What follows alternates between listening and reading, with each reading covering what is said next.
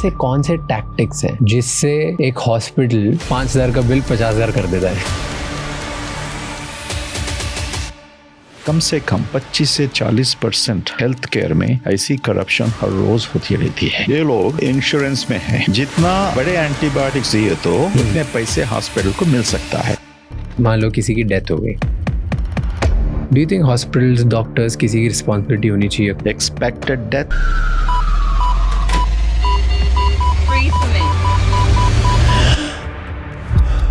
Unexpected death.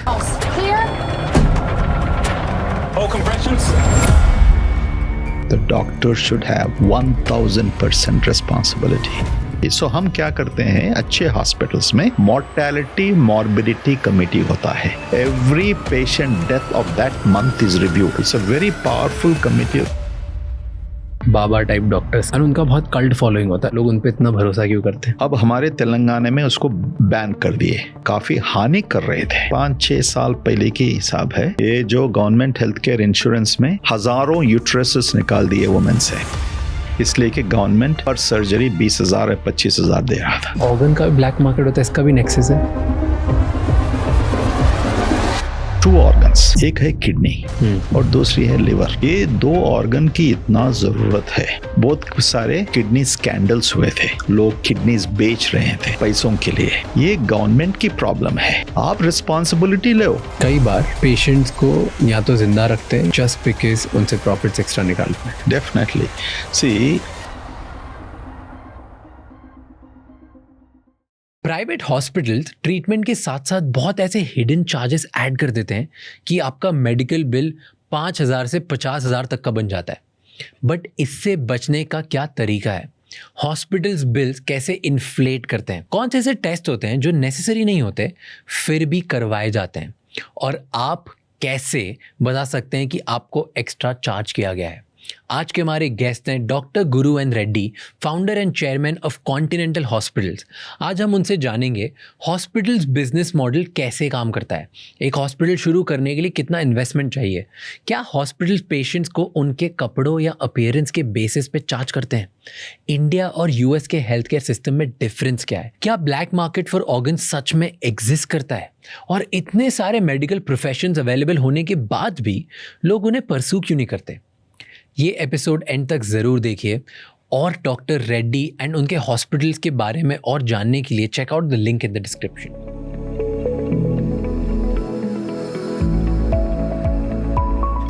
क्योंकि आप hospital चलाते हो, आपने बहुत इंडिया, अमेरिका, हर जगह देखा है, बहुत सारे हॉस्पिटल देखे भी होंगे।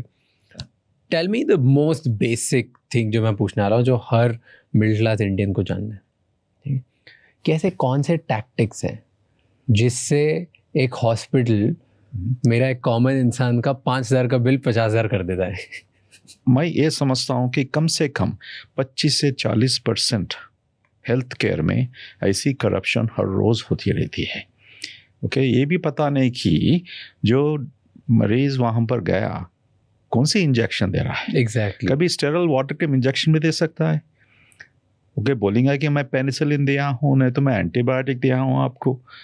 ओके, मैं जब फ्लू की डायग्नोसिस होती है उसके लिए कोई एंटीबायोटिक्स की ज़रूरत नहीं है। हाँ। ओके, क्यों इनको एंटीबायोटिक्स देना? अगर ये लोग इंश्योरेंस में है, CGHS में है, हाँ। या स्टेट गवर्नमेंट के एजेंसी इंश्योरेंसेस में है, उसका अंडरस्टैंडिंग है कि जितना बड़े एंटीबायोटिक्स दिए तो उतना रेम्यूनरेशन, उतने पैसे हॉस्पिटल को मिल सकता है। हाँ। सो मैं ये भी सुना कि दूसरे हॉस्पिटल से कुछ लोग बोलते हैं, वहाँ के जो इंश्योरेंस में काम करते हैं, वो डॉक्टरों के ऊपर प्रेशर डालते हैं, बिकॉज मैनेजमेंट से डॉक्टरों के ऊपर ये प्रेशर डालते हैं, अरे भैया एंटीबायोटिक्स लिखो, आपको इंट्रावेनस एंटीबायोटिक्स पेपर में लिखो, नहीं दिए तो भी लिखो, आप ओरल एंटीबायोटिक्स दे रहे हो तो भी हम ये IV एंटीबायोटिक्स दे बोल के लिखो, और जो एंटीबायोटिक का एक्सपेंसिव एंटीबायोटिक है, ज़्यादा कॉस्टली है, अगर और लिखे तो हमारे को रिएम्बर्समेंट ज़्यादा आता। देखो, ये सिस्टम में भी गलती है शमानी साहब। क्या गलती है मैं बता दूँ। सेंट्रल गवर्नमेंट, स्टेट गवर्नमेंट, ऐसे पब्लिक एजेंसीज में, ओके, पेशेंट जब हॉस्पिटल में एडमिट होता है उसके लिए काफ़ी काफ़ी दूसरे ज़रूरतों की ज़रूरत पड़ती है। उनके ग्लव्स होते हैं ओके इन्फेक्शन कंट्रोल के लिए, ओके उनका जो सैनिटेशन इश्यूज है and all of this things, ये पूरे जो भी होते हैं ना पेशेंट के गाउन्स होते हैं सब, उसका कोई खर्चा वो नहीं देते हैं। सो ये हॉस्पिटल्स अब कैसा उनको ये मैनेज करना है। सो उनको मालूम है कि एंटीबायोटिक्स में हम या ऐसा करो तो उस वहाँ से हमारे को पैसा आ जाएगा। सो थोड़ा बहुत सिस्टम की फॉल्ट है, ओके ये तो सालों भर से चल रहा है। सो आई थिंक हम सब ऐसे चीज़ों में जो बैठ के ठीक तरह से पॉलिसी बनाए तो मेरे को I can feel strongly that ये जो पॉलिसी बनाने से ऐसी जो भ्रष्टाचार होती है, करप्शन होती है, उसको हम कम कर सकते हैं। बट ऐसे बहुत सारे हॉस्पिटल्स होंगे जो और भी गलत टैक्टिक से यूज़ करके। हाँ बिल्कुल बिल्कुल, मैं वहाँ से लोगों को बेचते हैं। वहाँ के मेडिकल रिप्रेजेंटेटिव्स, मेडिकल डॉक्टर्स जो रहते हैं, नहीं तो वहाँ पर जो फाइनेंशियल अप्रूव करने वाले रहते हैं। मेरे को तो मालूम है 4-5 साल पहले जब हमारे इंश्योरेंस मैनेजर आके हमारे मैनेजमेंट कमेटी को बता रहा था, सर पूरा तेलंगाना आंध्रा में यही हॉस्पिटल है जो ये एंटीबायोटिक्स वगैरह ऐसा बिल नहीं करता। तो हमारा डिजिटल सिस्टम है। जब कॉन्टिनेंटल में शुरू करा हूँ, कंप्लीटली डिजिटल सिस्टम से शुरू करा हूँ। उसका मतलब क्या है, मीन्स हमारे रिकॉर्ड्स भी जो भी है वो इलेक्ट्रॉनिक मेडिकल रिकॉर्ड्स है। मीन्स डॉक्टर्स कोई कागज़ पे लिख नहीं सकते। उससे क्या हो जाता है, एक बार आप कंप्यूटर में एंटर करें तो फिर उसको बदल नहीं सकते। सो मैं उन लोगों को बोला हूँ, देखो जो देना है पेशेंट्स को वो रिकॉर्ड करे सो है, इसको कैसा बदलने के लिए बोल रहे। तो वो बोलता है कि नहीं, दूसरी कागज़ में फाइल बनाओ, उसके ऊपर लिखा के पेपर फाइल भिजाएंगे। सो मैं उसको रूम से बाहर निकाला। फिर कभी आप ऐसे मैसेज लेके आए तो बहुत प्रेशर था मेरे ऊपर, बिकॉज वो बोल रहे थे कि 99% 100% हॉस्पिटल्स यही करते हैं, हमारे इलाकों में ऐसा करते हैं। और वहाँ से प्रेशर आ रहा है, जो हमारे को पैसे देने वाले हैं वहाँ से हमारे को प्रेशर आ रहा है कि क्यों नहीं कर रहे आप लोग ऐसा। ओके, सो ये सिस्टम्स की प्रॉब्लम है, इसको ठीक तरह से स्टडी करना और इजी फिक्स करना है।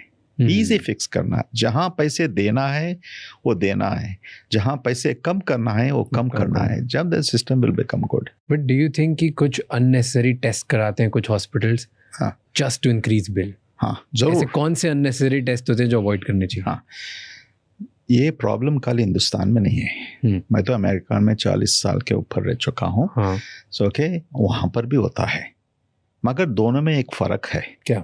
अमेरिका में होता है कि इसलिए कि वो लीगल फियर से होता है। अगर ये नहीं करने से हम कुछ डायग्नोसिस मिस करें तो हमारे को माल प्रैक्टिस लॉ सूट हो सकता है। ओके, सो उसका फिर 1-3 साल तक चक्कर लॉयरों के तरफ घूमना पड़ता है। और कभी कभी उनका खर्चा लाखों में चले जाता है। सो वो फियर से, इसलिए अमेरिकन मेडिसिन को हम बोलते हैं कि डिफेंसिव मेडिसिन बोलते हैं। ये डिफेंसिव मेडिसिन के लिए हम लोग इतना सारे टेस्ट करना पड़ता है। मगर हमारे पास क्या होता है, अच्छे डॉक्टर्स हर जगह है, हमारे हिंदुस्तान में भी है, हर सिटी में है, हमारे हॉस्पिटल में हर जगह अच्छे डॉक्टर्स। वो डॉक्टर के नीयत से जुड़ा हुआ रहता है। ओके, अगर हॉस्पिटल में ठीक तरह से मैनेजमेंट की ओवरसाइट होती है, ओके, ओवरसाइट होती है, एक पॉलिसी ठीक तरह से फ्रेमवर्क बनाते हैं, वो हॉस्पिटलों में ऐसे धंधे नहीं चलते हैं।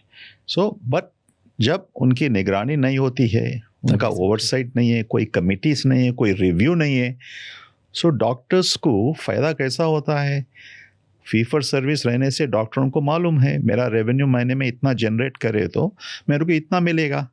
अगर मेरा रेवेन्यू कम है तो मेरा बोनस, मेरा इंसेंटिव कम हो जाएगा। So that is a problem. It should be doctor का नियत एंड ओवरसाइट। अगर जिसकी नियत खराब है, फिर ओवरसाइट से वो डॉक्टर्स को कमिटी में बुलाना है, उनको बताना है, वार्निंग्स देना है, अगर फिर कहे तो निकाल देना है। हमारा पॉलिसी मेरे हॉस्पिटल में कॉन्टिनेंटल में जब अमेरिका से हिंदुस्तान को आया, मैं वो फिलॉसफी से मैं स्टार्ट करा हूँ। मैं एक कॉरपोरेट हॉस्पिटल की दृष्टि से स्टार्ट नहीं करा हूँ, मैं एक इंस्टीट्यूशन हिसाब से करा हूँ। मेरे जो 40 साल वहाँ पर रहे, वहाँ पर डिफरेंट कमिटीज़ में, chief of staff, president of the hospitals में, सब कुछ मैं कर चुका हूँ।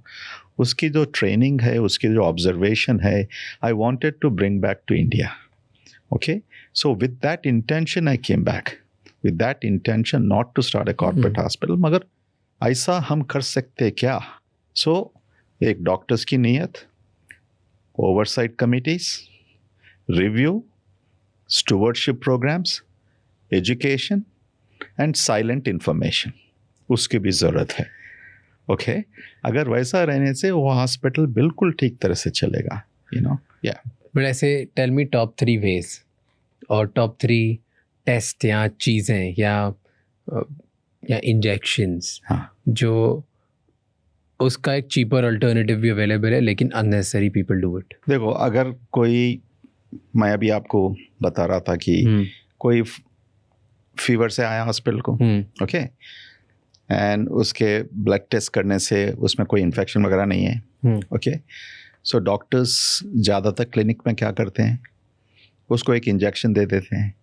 अरे आपको इंजेक्शन की ज़रूरत है, आप कल भी आ जाओ, परसों भी आ जाओ, 5 दिन तक लेना है और 7 दिन तक इंजेक्शन लेना है। वो बिल्कुल गलती है ना। जब उन्होंने टेस्ट करे तो उनके वाइट सेल काउंट जो बोलते हैं इन्फेक्शन की काउंट, वो नॉर्मल है। तो ओके, इनके दूसरे कुछ साइंस नहीं है। So that is one example. Okay, now दूसरे एग्जाम्पल मैं बोलूँगा। ओके, हम लोग बोलते हैं कि एक्सरे, सीटी स्कैन्स, जो MRIs, पेट CT से सब जो एडवांस्ड इमेजिंग टेस्टिंग हम लोग करते हैं, सो ये सोच समझ के करना चाहिए।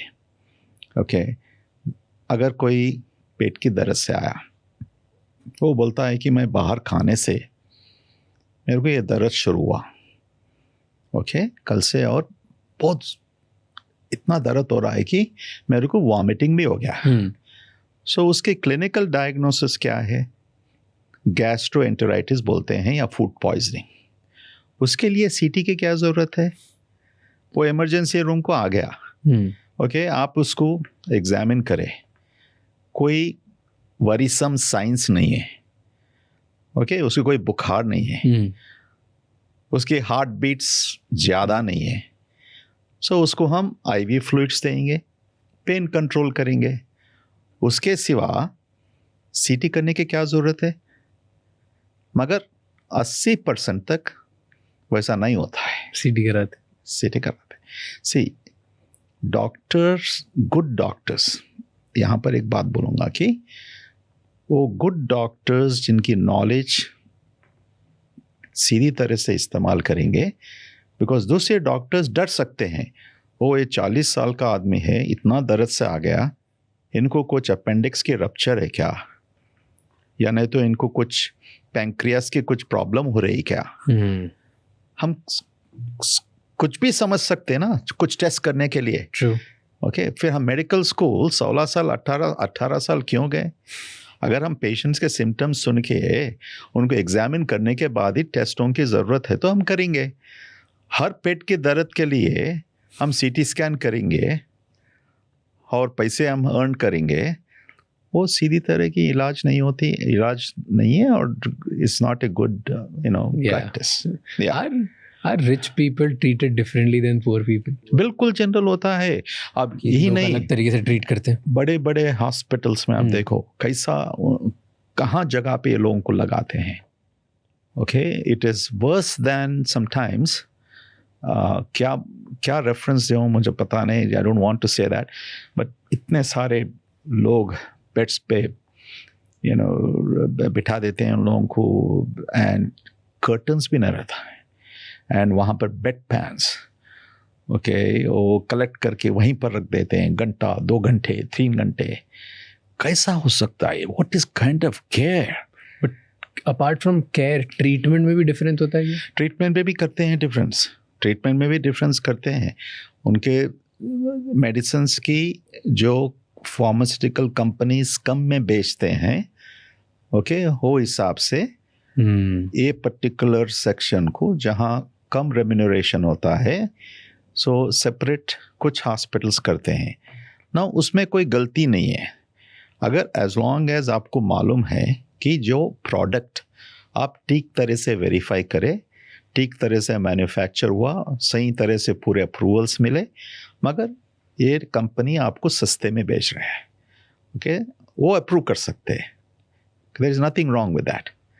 मगर जो कुछ भी करना है वो तो वही सीटी स्कैन मशीन में बैठता है, ओके, वही एमआरआई में बैठेगा, वही टेस्ट होएगा, उसका खून भी वही मशीन पे जाएगा।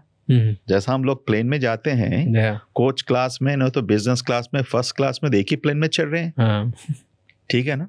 सीट की थोड़ी फर्क होती है, वही है, और हॉस्टेस हमारे को सर्व कर रही है, ओके, खाने में थोड़ा बहुत फर्क होएगा, ओके। सो ये हॉस्पिटल में भी मैं वैसे ही समझता हूँ, देखिए उनको डिग्निटी से ट्रीट करो, कॉस्ट में कुछ फर्क है, ओके, मटेरियल्स में कुछ यूज में आपको कुछ सेव कर सकें, ज़रूर करिए। But have you seen that कभी कभी ऐसा होता है कि कस्टमर वॉक इन करता है, पेशेंट वॉक इन करता है, ओके, हॉस्पिटल में, एंड देन शक्ल देख के लोग डिसाइड कर लेते हैं, वो एडमिन वाले, कि इनको किस टाइप का पैकेज देना है, किसको लूट सकते हैं, किसको नहीं लूट सकते हैं, किसको अच्छा ट्रीटमेंट देना है, किसको 4 चीज़ें एक्स्ट्रा देनी है। Do that? हर रोज़ होता है हिंदुस्तान में, हर रोज़ कई हॉस्पिटल्स में। हमारे हिंदुस्तान में 70,000 हॉस्पिटल्स है, 70,000। ये 70,000 हॉस्पिटल्स में 26,000 हॉस्पिटल्स पब्लिक सेक्टर में है, okay, and 65,000 hospitals private sector में है, ओके। सो पब्लिक सेक्टर के कहानियां तो आपने सुने होंगे, वहाँ की बात बिल्कुल अलग ही होती है। एटलीस्ट प्राइवेट सेक्टर में कुछ डिफरेंसेस पब्लिक सेक्टर को कंपेयर करें तो यू कैन प्रोबेबली हैव, इसलिए लोग हिंदुस्तान के हेल्थ केयर सिस्टम क्यों ज़्यादा प्राइवेट सेक्टर में है, बिकॉज वहाँ पर कुछ गारंटीज है, कॉन्फिडेंस है, अच्छी तरह से देखते हैं सब, तो आउट ऑफ 91,000 65,000 हमारे यही हॉस्पिटल है। हाँ, 70,000 टोटल, 70,000 में 26,000 पब्लिक सेक्टर में है, okay, and the balance are in private sector में हॉस्पिटल्स, ओके। एंड ये हॉस्पिटल्स 10 बेड्स से लेके 1000 बेड्स तक, 1200 बेड्स तक भी हॉस्पिटल्स बने हुए हैं हमारे पास, ठीक है। सो लोगों को देख के आप डिसाइड करना, वेरी कॉमन। अगर एंट्रेंस में नहीं हुआ तो एंट्रेंस होने के बाद, जब बेड में रहने के बाद उनके बारे में मालूम कर लेके, इनका क्या बिजनेस है, कहाँ से हैं, क्या प्रोफेशन है, लोग वैसा भी चेंज करते हैं बिल्स में, ओके। इसलिए मैं ये बोलते जा रहा हूँ कि हिंदुस्तान में इंश्योरेंस की ज़रूरत है, हेल्थ केयर इंश्योरेंस, ओके। आज ओनली 25 to 30% पेशेंट्स और सिटीजन्स को हेल्थ केयर इंश्योरेंस है, वो भी ठीक तरह से नहीं है। 70% लोगों को हमारे मेडिकल हेल्थ केयर इंश्योरेंस नहीं है। उसमें 70 में से कुछ लोगों को ये हमारी प्रधानमंत्री APPJMJ और स्टेट गवर्नमेंट से कुछ इंश्योरेंसेस है। हमारे तेलंगाना स्टेट में आरोग्य ऋषि का इंश्योरेंस है, पुलिस वालों को आरोग्य बरदत्रा इंश्योरेंस बोलते हैं, ऐसा केरला में, तमिलनाडु में है, महाराष्ट्र में भी वाजपेयी इंश्योरेंस प्रोग्राम ऐसे कुछ है, सो स्टेट गवर्नमेंट से चलाते हैं। मगर 70% के लोगों को जब इंश्योरेंस ठीक तरह से नहीं होने से जो उनके पॉकेट से कैश देना पड़ता है, देन वो प्रॉब्लम होता है। इंश्योरेंस रहने से कैसा बचा सकते हैं आप? बिकॉज हम इंश्योरेंस से एग्रीमेंट करते हैं, हॉस्पिटल्स MOU एंटर करते हैं, उनके रेट्स रहते हैं, कॉन्ट्रैक्टेड रेट्स, उसको हम बदल नहीं सकते। और इंश्योरेंस को जब हम क्लेम भी जाते हैं ना, सो वो क्लेम में हर चीज़ की नोटिफिकेशन रहती हैं, वो अप्रूवल देना पड़ता है, ओके। वो देने के बाद ही वो करेक्ट बिलिंग क्या होता है, that is a final bill authorisation करके हम बेचते हैं। मगर जो लोग कैश से पे करते हैं, ओके, चेहरे को देख के उसको एडजस्ट कर सकते हैं। इसलिए इंश्योरेंस लो हेल्थ केयर में।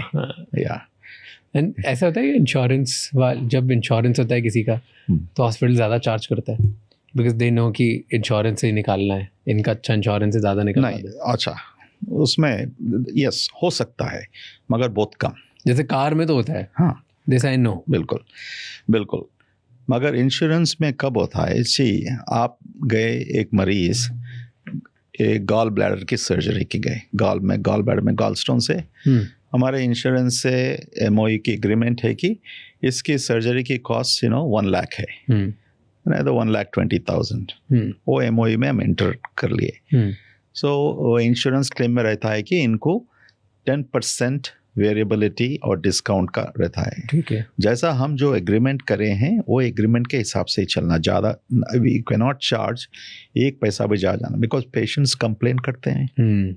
अगर वो कंप्लेन करते तो इन्वेस्टिगेशन शुरू होता है, सो हॉस्पिटल का एमओयू वो लोग सस्पेंड कर सकते हैं। इसलिए इंश्योरेंस में कुछ करने का गुंजाइश बहुत कम होती है। ओके मगर अगर 2 लाख का इंश्योरेंस है, ओके से आपको 2 लाख का इंश्योरेंस है, मगर आपका जो सर्जरी होने वाला है वो 5 लाख का, ओके वो सिचुएशन में लोगों को बताते हैं आपका इंश्योरेंस कवरेज बिल्कुल 2 लाख का है, 3 लाख आपको जेब से देना पड़ता है। ओके उसका भी पूरा कंसेंट फॉर्म में पूरा बिलिंग्स एडमिट होने से पहले ही बताते हैं।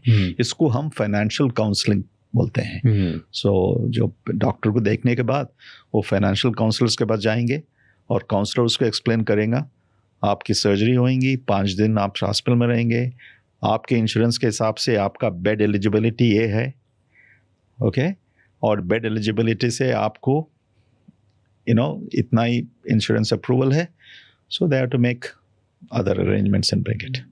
And okay, can you decode few charges for me? Medical bill charges for me. Is that okay?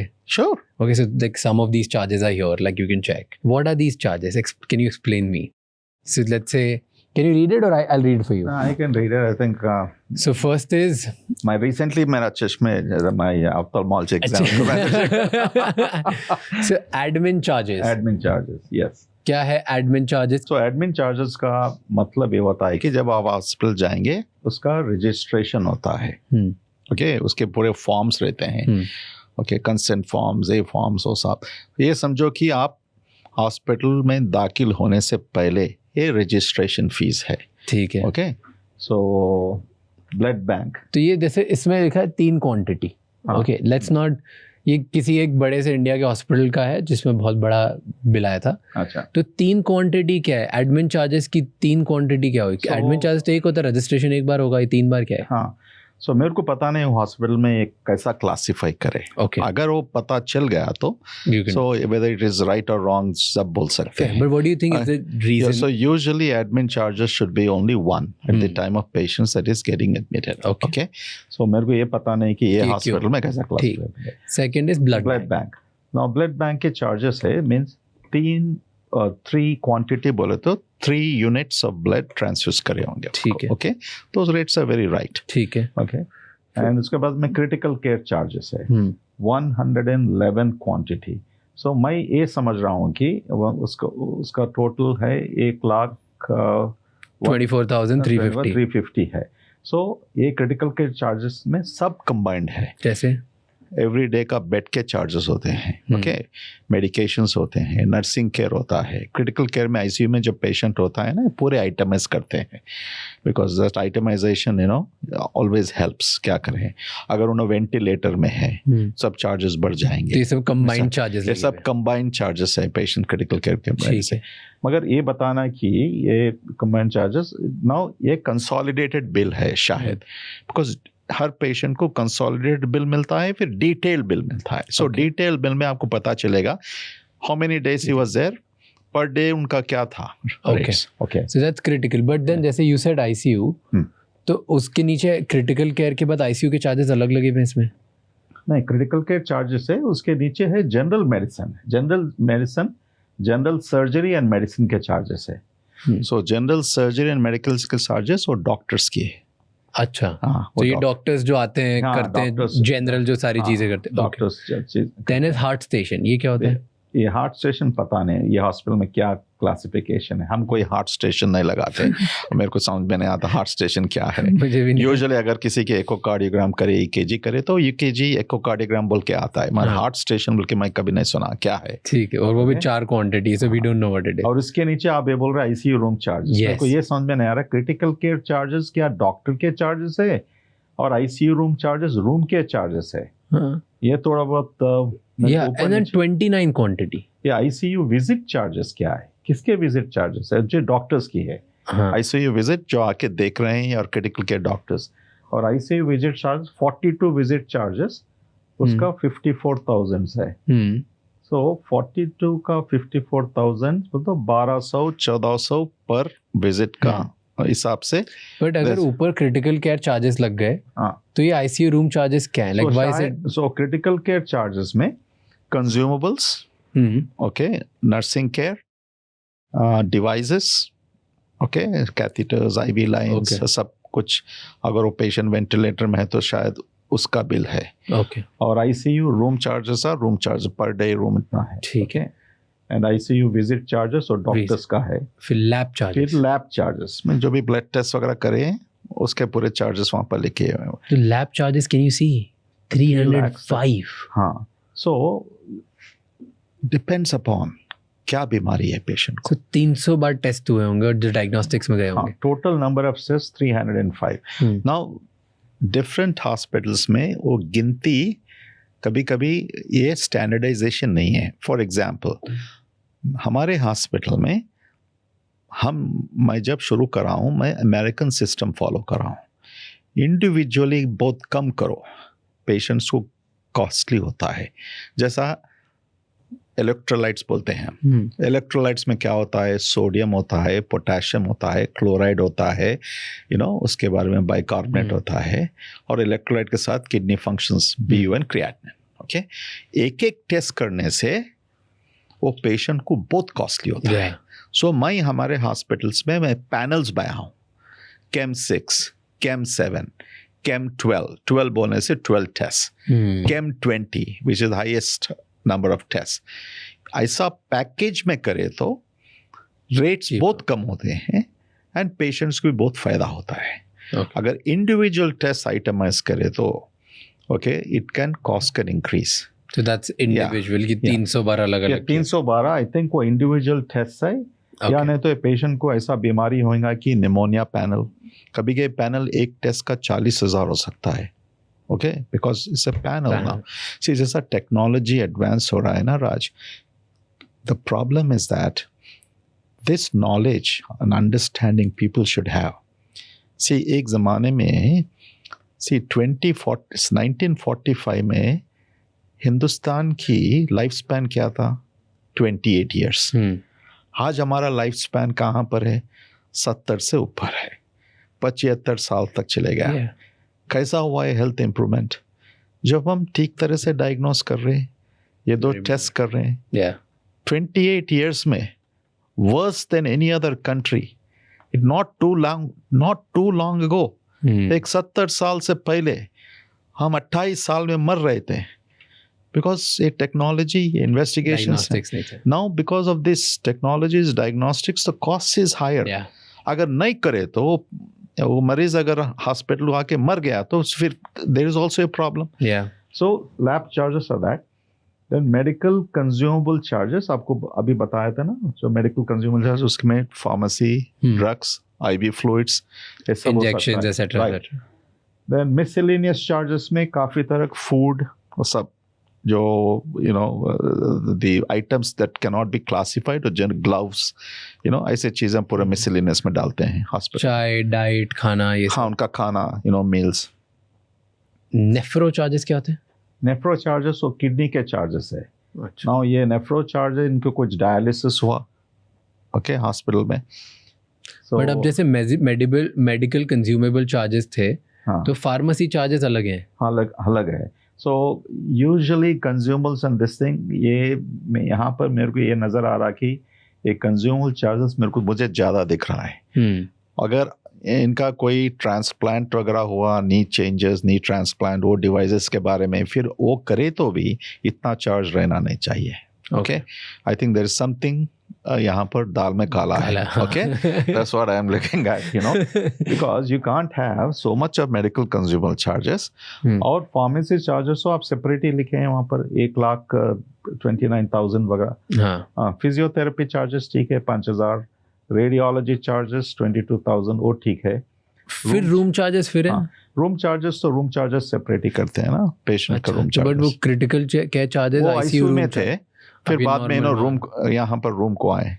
So room charges 46.5 days थे. सो उसके 4,65,000 हुआ.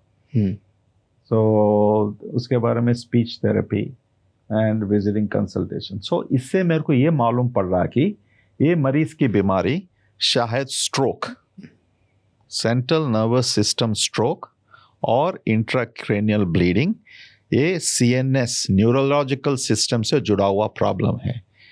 Okay, this problem usually length of stay ICU में ज़्यादा होता है, बाद में रूम में इतने दिन पर रिहैबिलिटेशन होता है.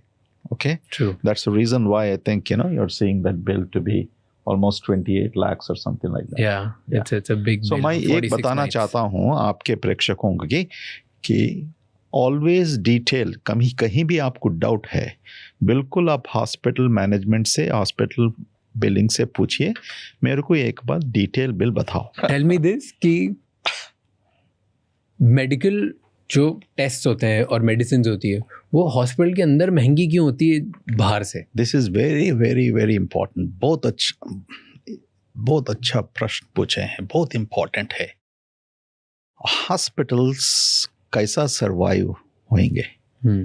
से हर हॉस्पिटल में कोई प्रॉफिट सेंटर्स रहते हैं. से हमारे हॉस्पिटल में 1,400 लोग काम करते हैं, 1,400 पीपल. उसमें 180 कंसल्टेंट्स है, पोस्ट ग्रेजुएट से 250 डॉक्टर्स और सब. ओके, ये प्रॉफिट सेंटर्स में हम जो मुनाफा जो हॉस्पिटल को मिलता है उससे हम हॉस्पिटल चलाते हैं. ओके, सो एमआरपी प्राइस जो होता है मेडिकेशन में, जहाँ हम फार्मेसी से जो एमआरपी प्राइस, जो गवर्नमेंट का रूल है, you can not sell MRP price से ज़्यादा आप बेच नहीं सकते. okay, वो तो प्राइम मिनिस्टर मोदी साहब 4-5 साल पहले वो इंट्रोड्यूस करे हैं. सो हम डिक्लेयर करना हर ड्रग का एमआरपी प्राइस क्या है. ओके, सो एमआरपी प्राइस से ज़्यादा नहीं बेच सकते हैं. ठीक है. सो जब हम फार्मास्यूटिकल कंपनी से खरीदते हैं, और जो भी वेंडर है, मिडलमैन है, डिस्ट्रीब्यूटर है, जो भी डिस्ट्रीब्यूटर है, वो हमारे को 10-20-25% एमआरपी प्राइस से कम देगा. ठीक है. ओके, वो this is as per the policy and rules of the government. So जो 10-15% जो बचता है हमारे को, वो हॉस्पिटल चलाने के लिए, लोगों की तनख्वाह पे करने के लिए, हॉस्पिटल मैनेजमेंट के लिए. अगर हम जो कॉस्ट प्राइस में बेचेंगे, ओके, हॉस्पिटल का बिजनेस ही छोड़ दो, कौन सा बिजनेस चलेगा? ये दिस इज फेयर. ये तो बाहर वाले भी ऐसे ही करते होंगे. अपना 15-20% लगा के आगे बेचते हो. बिल्कुल. सो ठीक तरह से अच्छे फार्मेसिस्ट जो होते हैं, देखो हिंदुस्तान की एक बड़ी प्रॉब्लम है, यहाँ पर 50-60 फार्मास्यूटिकल कंपनीज नहीं है, हजारों में है. सो ये एसिड की मेडिकेशन है, समझो, हम PPIs बोलते हैं. सब लोगों को मालूम है, हार्ट बर्न, जो जलन वगलन होता है, हम ओमेज लिए, वो लिए ना टैबलेट्स. ये टैबलेट्स कम से कम 100 फार्मास्यूटिकल मैन्युफैक्चरर्स करते हैं. ओके, कौन सा स्टैंडर्ड कंपनी से हम खरीदना चाहिए? How should I believe, you know, ये कंपनी जिसका नाम कभी नहीं सुने, वो आके भेजूंगा मैं आपको 20 पैसे में भेजूंगा एक टैबलेट, और दूसरे बड़े कंपनी से, पूरे जो टॉप 20 कंपनीज है, सो उनका रेट 1 रुपये होगा. सो हम कैसा डिसाइड करना? सो अच्छे हॉस्पिटल्स में क्या होता है, हमारे जैसे हॉस्पिटल्स में हम टॉप फार्मास्यूटिकल कंपनी से, ओके, जिनका रिलायबिलिटी है, वहाँ से हम खरीदते हैं. सो डायग्नोस्टिक टेस्ट में आपको बताऊंगा, this is another problem in India. Okay, हर गली में एक डायग्नोस्टिक सेंटर हो सकता है. बिकॉज लाइसेंसिंग इतना इजी है, क्वालिटी ओवरसाइट नहीं है, हाँ, बिल्कुल क्वालिटी ओवरसाइट नहीं है। ओके, मैं कई मरतबा देखा हूँ, मेनी टाइम्स, हर महीने में 3, 4, 5, 6 मेरे से ही मैं first half of the day मैं पेशेंट्स को देखता हूँ। ओके, मैं जब देखता हूँ उनके रिपोर्ट्स, ये टेस्ट का रिजल्ट ऐसा नहीं हो सकता है। सो मैं जब हमारे हॉस्पिटल में हम जब करवाते हैं वो बिल्कुल दूसरा रिजल्ट आता है। अब समझो कि किसी की ब्लड काउंट एनीमिया बोलते हैं, इनकी ब्लड काउंट हमारे को रिपोर्ट लेके आए कि मेरे को ये 6 ग्राम है हीमोग्लोबिन काउंट, जब 12-13 नॉर्मल रहना चाहिए और 14। अरे कैसा हो सकता है, ये आदमी तो बिल्कुल ठीक है, कोई वीकनेस के बारे में नहीं बोल रहा है। मैं जब एग्जामिन करे तो उनके आंखों में ऐसा नहीं दिख रहा है। सो मेरे को जब डाउट आता है, जब हम फिर रिपीट करते हैं, उसका हीमोग्लोबिन आया 11। सो प्रॉब्लम इज जो आउटसाइड कंपनी से उतना चीप में करने से मैं ये सुना कि ये करेक्ट भी है, ये क्वालिटी कंट्रोल इस्तेमाल नहीं करते हैं। हर टेस्ट की हर रोज सुबह में क्वालिटी कंट्रोल टेस्ट किट से वो टेस्ट का वेरिफिकेशन स्टैंडर्डाइजेशन करके रिपोर्ट बनाना पड़ता और उसकी कॉस्ट होती है।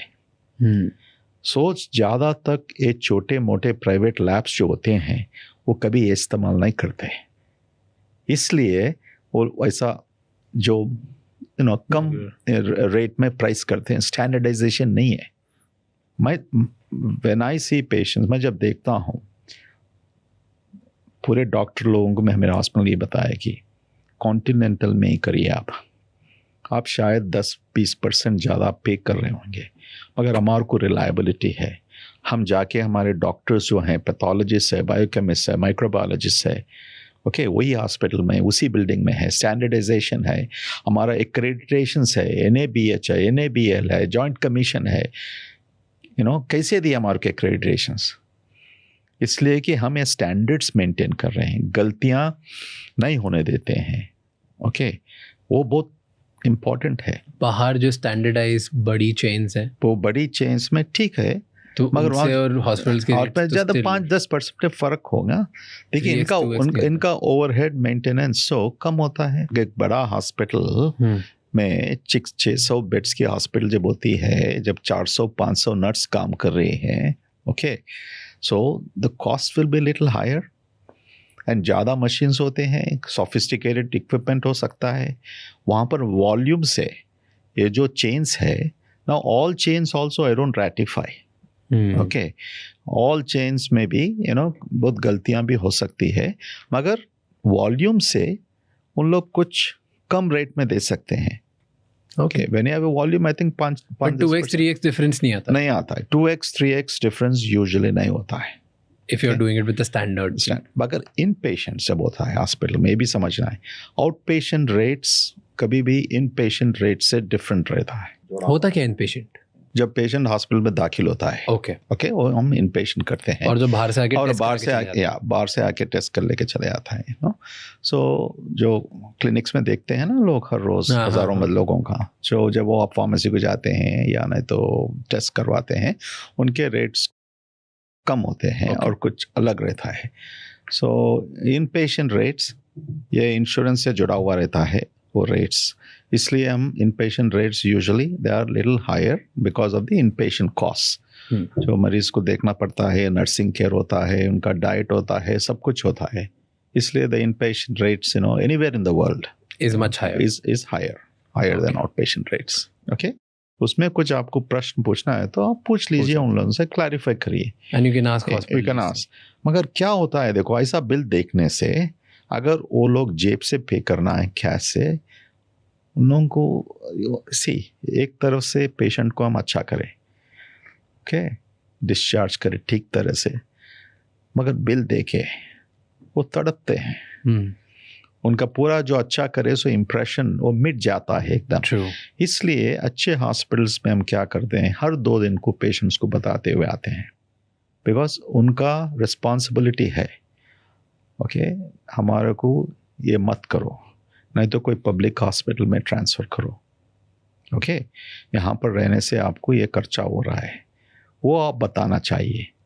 वो एकदम फाइनल डे आके मेरे को 20 लाख भरना है, एकदम से नहीं, वैसा नहीं करना चाहिए। Yes, you are talking about India versus America lot, बीच बीच में आपने बोला, और क्योंकि आप अमेरिका में प्रैक्टिस करते हो, इंडिया में भी प्रैक्टिस करते हो, tell me major differences India के हेल्थ केयर सिस्टम और अमेरिका के हेल्थ केयर सिस्टम में, क्या बेसिक डिफरेंसेस? यस, मैं आपको फर्स्ट ये बताना चाहता हूँ कि हमारे इंडिया का हेल्थ केयर सिस्टम अच्छी तरह से प्रोग्रेस हो रहा है। I am very happy about it, okay, and every year हम प्रोग्रेस देख रहे हैं, बिकॉज अच्छे सिस्टम्स ला रहे हैं, प्रोसेसेस इम्प्लीमेंटेशन कर रहे हैं, बाहर से हम सीख रहे हैं। So the major difference is American system और वेस्टर्न सिस्टम बहुत मैच्योर सिस्टम है। उसका मतलब क्या है? मीन्स ए सिस्टम में everything is done, you know, with well established processes planning. Okay, वो प्लान से जब पेशेंट हॉस्पिटल को आता है, सो एक सिस्टम होता है, उनके इंश्योरेंसेस वगैरह होते हैं, वेरिफिकेशन होता है, उनसे कम्युनिकेशन कैसा जारी रखना, कैसा बताना उन लोगों को क्या हो रहा है, रेगुलरली अपडेट करना। ओके, और कहाँ हीरा फेरी नहीं हो सकता है वहाँ पर, बिकॉज कोई उनका बिल भर रहे हैं तो उनका जिम्मेदारी नहीं है वहाँ पर, पैसों के बारे में नहीं सोचता है वो, उनके जेब से नहीं आ रहा है। इसलिए हेल्थ केयर में जब तक एक थर्ड पार्टी सिस्टम ना हो, verification third party system payment ना हो, मीन्स कोई गवर्नमेंट पे कर रही है, नहीं तो कोई आपका प्राइवेट ऑर्गेनाइजेशन पे कर रही है, नहीं तो आपका बिजनेस है, आप इंश्योरेंस लिए हैं, आपके एम्प्लॉयज़ को इंश्योरेंस दिए हैं, as long as a third party system जब होता है, जब लोगों को शांति मिलता है, मेरे को मेरे बीमारी के साथ ये पैसों की प्रॉब्लम, उसकी बोझ मेरे ऊपर नहीं है। ओके, हेल्थ केयर में होना चाहिए। सो अमेरिकन सिस्टम में ज़्यादा तक जिन लोगों को इंश्योरेंस होता है, या नहीं तो फेडरल गवर्नमेंट, वहाँ पर फेडरल गवर्नमेंट जो इंश्योरेंस प्रोवाइड करती है, मेडिकेयर, 65 साल के बाद आपको मेडिकेयर इंश्योरेंस होता है, उसके लिए भी प्रीमियम बढ़ना पड़ता है, मगर बहुत कम होता है। So government is taking the guarantee to do the Medicare this thing, मगर इतना कम में नहीं जब यहाँ पर कर रहे हैं हम। AP योजना प्राइम मिनिस्टर साहब का जो है वो बहुत कम है जो हम हेल्थ प्रोवाइड कर रहे हैं।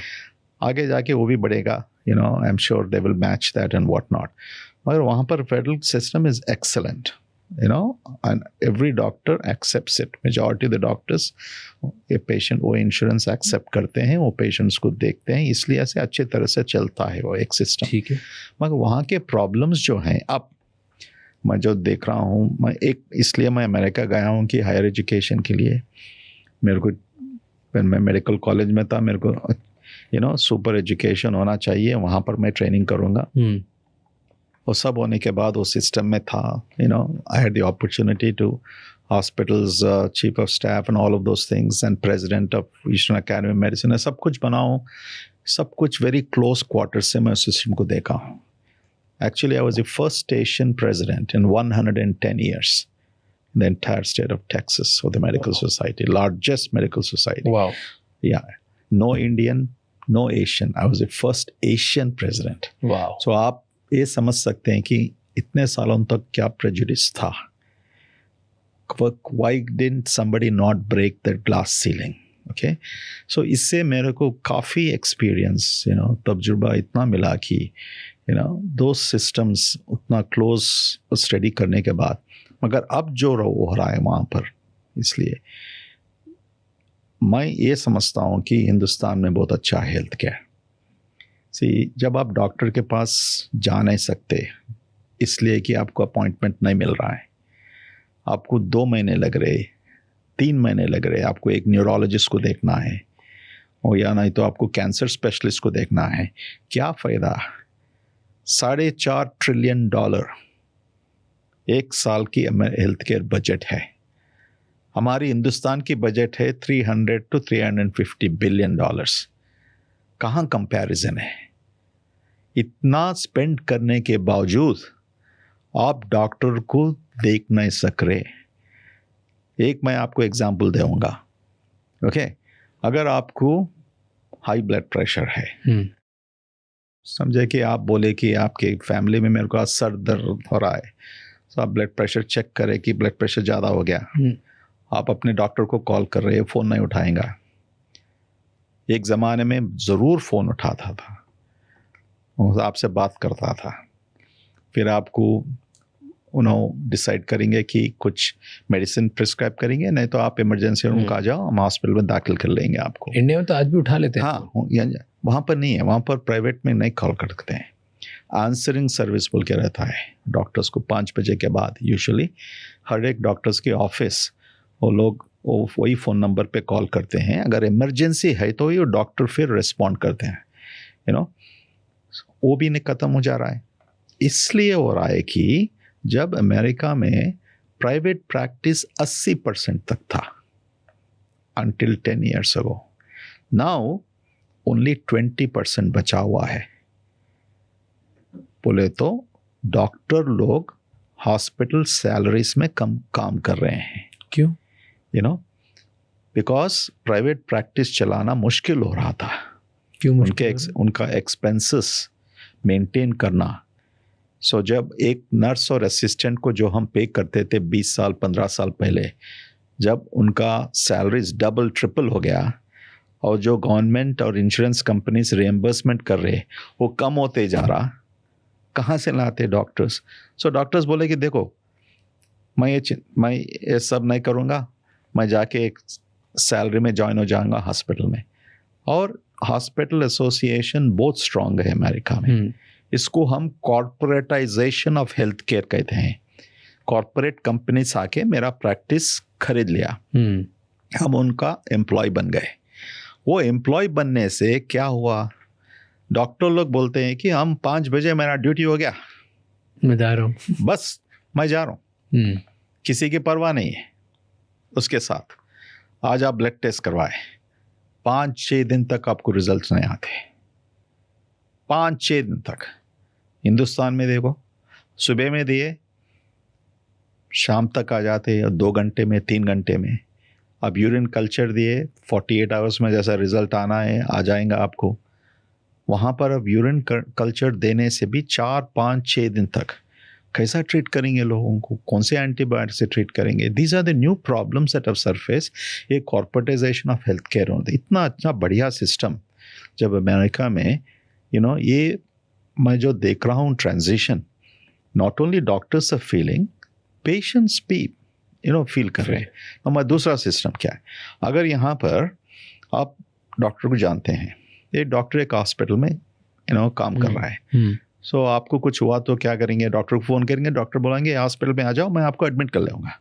वो सिस्टम भी बदल गया अमेरिका में 20 साल पहले। वहाँ पर हॉस्पिटलिस्ट प्रोग्राम बोल के शुरू करे। उसका मतलब है कि जो डॉक्टर हॉस्पिटल को जाने वाला था और जाता था, बंद कर दिए। हॉस्पिटल वाले एम्प्लॉय करे डॉक्टर्स को। जो भी हमारे हॉस्पिटल में दाखिल हो जाएगा यही डॉक्टर्स देखेंगे। पेशेंट तो आपका होएगा, डॉक्टर शमानिश पेशेंट, मगर डॉक्टर शमानिश आपको हम नहीं बताएंगे सी आपका मरीज आज हॉस्पिटल में आया, हम देख लेंगे। ये सिस्टम से क्या हुआ? दो इमोशनल कनेक्शन जो होता है पेशेंट और डॉक्टर के बीच में वो खत्म हो गया, यू नो। मगर वो नाउ इनिशियली 4-5 साल पहले बहुत डिस्कशंस हुए थे, पेशेंट्स अपसेट थे, nothing by force it's happen. Now patients are used to. देखो आज राम देखा होगा, अकबर देख रहा है हॉस्पिटल में, डिस्चार्ज शाम कर रहा है, वैसा हो गया। और वो भी जो हॉस्पिटल में होता है ना, वही डॉक्टर हर रोज नहीं आता है। एवरी डे वो जो ग्रुप में है वो दूसरा आता है, तीसरा आता है, चौथा आता है। तो ये राम क्या लिखा है अकबर को नहीं मालूम, अकबर क्या लिखा है शाम को नहीं मालूम।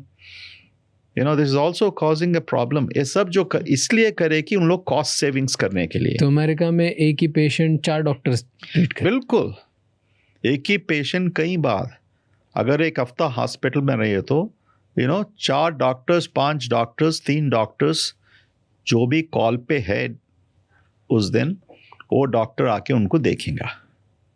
ओके, ये सब क्यों करे? इसलिए कि हमारे हेल्थ केयर कॉस्ट बहुत बढ़ रहे हैं। हाँ। ओके, हम कॉस्ट कम करेंगे, कॉस्ट कम नहीं हुए, कॉस्ट बढ़ते जा रहे हैं। ये प्रॉफिट्स किसको मिल रहा है? कॉरपोरेशंस को मिल रहा है। नो, नाउ इंडियन सिस्टम, अभी हम एक्सेस टू केयर बढ़ाना चाहिए। रूरल अर्बन डिवाइड जो है वो कम करना। Okay, when 700 million peoples, 70-80 crore हमारे रूरल एरियाज में जो है, that rural divide, urban divide, you have to improve. हमारा ह्यूमन रिसोर्स यहाँ पर इंक्रीज करना चाहिए, बहुत कुछ। हमारे नर्सेस की संख्या बढ़ाना चाहिए। WHO क्लासिफिकेशन से हमारे को चाहिए 25 लाख लोगों का हेल्प जाना है। 25 लाख लोग हॉस्पिटल इंडस्ट्री में एम्प्लॉयमेंट की ज़रूरत है, उसमें नर्सेस है, टेक्नीशियंस है, इतना शॉर्टेज है, उतना शॉर्टेज है। अभी जैसे बड़े बड़े नए हॉस्पिटल्स खुल रहे हैं, एंड पब्लिक सेक्टर में भी, सेंट्रल गवर्नमेंट सेक्टर में भी। मोदी साहब खुद एक 1200 All India Institute of Medical Sciences open करे हैं। हैदराबाद में भी हमारे पास All India Institute of Medical Sciences open करे हैं, मगर वहाँ पर प्रोफेसर्स नहीं है, नर्सेस नहीं है। 6 साल हो रहा है, अभी इन पेशेंट सर्विसेज अभी ओपन करने वाले हैं या ओपन हो चुका है ये साल में। क्या फ़ायदा हम इतना इन्वेस्ट करके। हम यहाँ पर एक चीज़ की एड्रेस करना चाहिए, इतनी संख्या होने से भारत में 145 करोड़ जो हम बोलते हैं, डेमोग्राफिक डिविडेंड की बात करते हैं, वो एम्प्लॉयमेंट कैटेगरी 15 से हम 65 ईयर्स तक हमारा 900 पीपल जो है, 900 करोड़, उन लोगों को इस्तेमाल करो। हेल्थ केयर में काम करने से आपका प्राइड बढ़ेगा। This is not untouchable profession. हर एक डॉक्टर बनने की कोशिश मत करो। ओके, आप जब आईटी में जा सकते हैं ना, तो दूसरे प्रोफेशंस ले सकते हैं। एयर हॉस्टेस बन सकते हैं, रेस्टोरेंट में काम कर सकते हैं, आप नर्स भी बन सकते हैं अच्छी तरह से, heart cardiology technician, endoscopy technician, cancer technician, administration में जा सकते हैं आप। आज 40-50 टाइप के प्रोफेशनल ओपनिंग्स है हेल्थ केयर में। बट क्यों नहीं करते लोग? लोग समझते हैं कि ये करने से उनका प्राइड, ओके, अगर नर्स बनने से क्या है नर्स की profession, why should I become a nurse. अब चेंज हो रहा है, इट इज चेंजिंग नाउ, इसलिए हम मेल नर्सेस को भी देख रहे हैं। Why do you think mostly सारे नर्सेस, प्राइस, सैलरीज?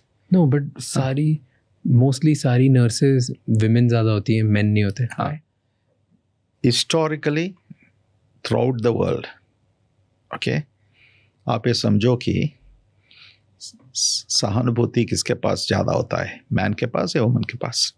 विमेन। नम्रता जिसके पास ज़्यादा होता है, Namrata, woman. 100%। Correct, okay. Who has the most empathetic, compassionate and tender care? Women. Correct. So men are born differently. Men के हार्मोन्स अलग होते हैं। जब एक औरत नर्स आके हमारे को देखेंगी, सो इमीडिएटली वो पेशेंट को एक तरह से विदाउट कोई इंटरेक्शन से इमीडिएटली एक सिंपैथी, एम्पैथी, सहानुभूति की पैदा हो जाती है। या मगर द अदर रीजन ऑल्सो, तनख्वाह बहुत कम था। इवन 20 ईयर्स से पहले नर्सेस को 6,000, 4,000, such a worst thing they were doing. I have become a champion of nurses in this country, truly. मैं बोलूँ कि नर्सेस जब 24 घंटे एक मरीज के पास रखते हैं, एक डॉक्टर आके 5 मिनट जब पेशेंट के पास स्पेंड कर रहे हैं, डॉक्टरों लाखों से जो कमाते हैं, करोड़ों से जो कमा रहे हैं, ये क्या सिस्टम है? क्या आप लोग इन लोगों को एक 25, 30, 40 हज़ार नहीं दे सकते? ये प्रोफेशन को आगे नहीं बढ़ा सकते? अमेरिका में क्या होता है, बिल्कुल नर्सेस मैनेज करते हैं, वो डॉक्टर्स को भी नहीं बुलाते हैं। जब आप आईसीयू में रहते हैं, सो आईसीयू में रहने से nurses are so well trained, वो सब कुछ संभाल लेती हैं, वो डिसीजंस भी लेती हैं, डॉक्टर्स को बताती हैं, पर डॉक्टर्स आने की ज़रूरत नहीं है, उनको इतना फ्रीडम, ऑटोनॉमी और उतना ट्रेनिंग होता है एक प्रोफेशन के रूप में। सो मुझे ये देखना चाहता हूँ कि हिंदुस्तान में हमारे नर्सेस भी पायलट के सीट में बैठो, डॉक्टर्स को पायलट बनो। जब I will be very happy that Hindustan has progressed. जिस दिन आप नर्सेस को आगे बढ़ाएंगे, ओके, ये प्रोफेशन में लाखों भर के लोगों को हम लाएंगे। सी, हिंदुस्तान में खाली 3.5 लाख नर्सेस है आज। ओके, हमारी संख्या देखो, even now 26,000 more hospitals are needed according to World Health Organization. So nursing colleges तो increase हो गए, मगर इसके साथ क्या हो रहा है, हमारे प्रॉब्लम माइग्रेशन। जब हम नर्सेस को ट्रेन करते हैं 2 साल के बाद, मैं अमेरिका जाऊंगा, मैं सऊदी जाऊंगा, मैं दुबई जाऊंगा, मैं इंग्लैंड में जाऊंगा, मेरे को ज़्यादा पैसे हैं। और कभी उनको देखे तो क्या पैसा, उनको 70-80 हज़ार वो डॉलर और पाउंड्स में कन्वर्ट करे, तो उन लोग मेरे से आके भी बोलते हैं, doctor Reddy, I don't want to go, because my parents are here, मेरे पेरेंट्स यहाँ पर है, बच्चों को लेके जाना नहीं ऐसा। अगर मेरे को यही तनख्वाह यहाँ पर मिले तो 3-4 साल में हम जाके अर्न करके फिर वापस आएंगे, फिर हम आपके हॉस्पिटल में कॉन्टिनेंटल में आ सकते हैं कि ज़रूर, और बहुत अच्छे नर्स थे। इट रियली इमोशनली पेन्स मी। मेरे को कहीं समटाइम्स आई शुड टेल हमारे CFO इन लोगों को, अरे भैया दे दो ना, क्या हो जाता।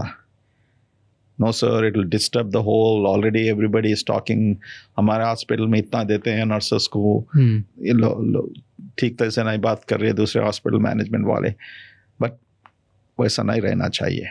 True. Yeah. Well, there's one thing which I've noticed, which is broken, apart from जितनी आपने चीज़ें बताई इंडिया के सिस्टम में, which is very very broken, is कई बार पेशेंट्स को या तो ज़िंदा रखते हैं या सर्वाइव करते हैं just because उनसे प्रॉफिट्स एक्स्ट्रा निकाल पाए, when you know that things can go wrong. And there are cases कि बड़े बड़े हॉस्पिटल में sometimes patient has died also, but then still उनकी फैमिली से और पैसे निकलवाते हैं। Have you seen any case like that around the country कहीं?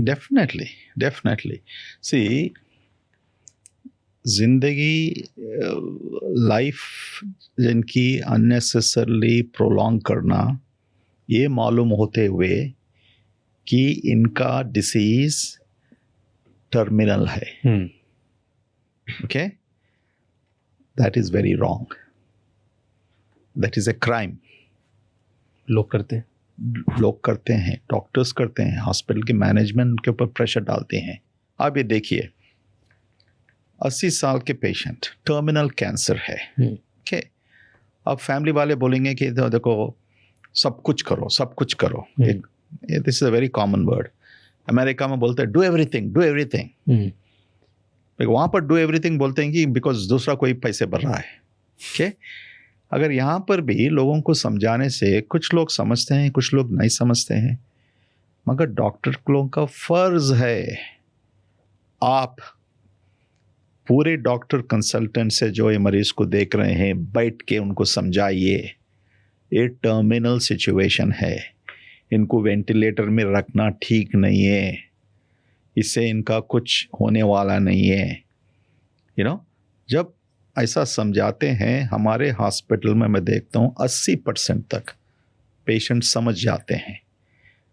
जिसके पास पैसे भी है, ओके, जो पैसे भी बच सकते हैं, वो लोग भी समझ जाते हैं, ठीक है डॉक्टर साहब आप लोग बोल रहे हैं ना, there is no point in doing this. So it is कि doctors should be not only as doctors, but they should be the guide. They should own, family को ओन करना चाहिए, एक फैमिली मेंबर के तरह, empathetically they need to communicate to them.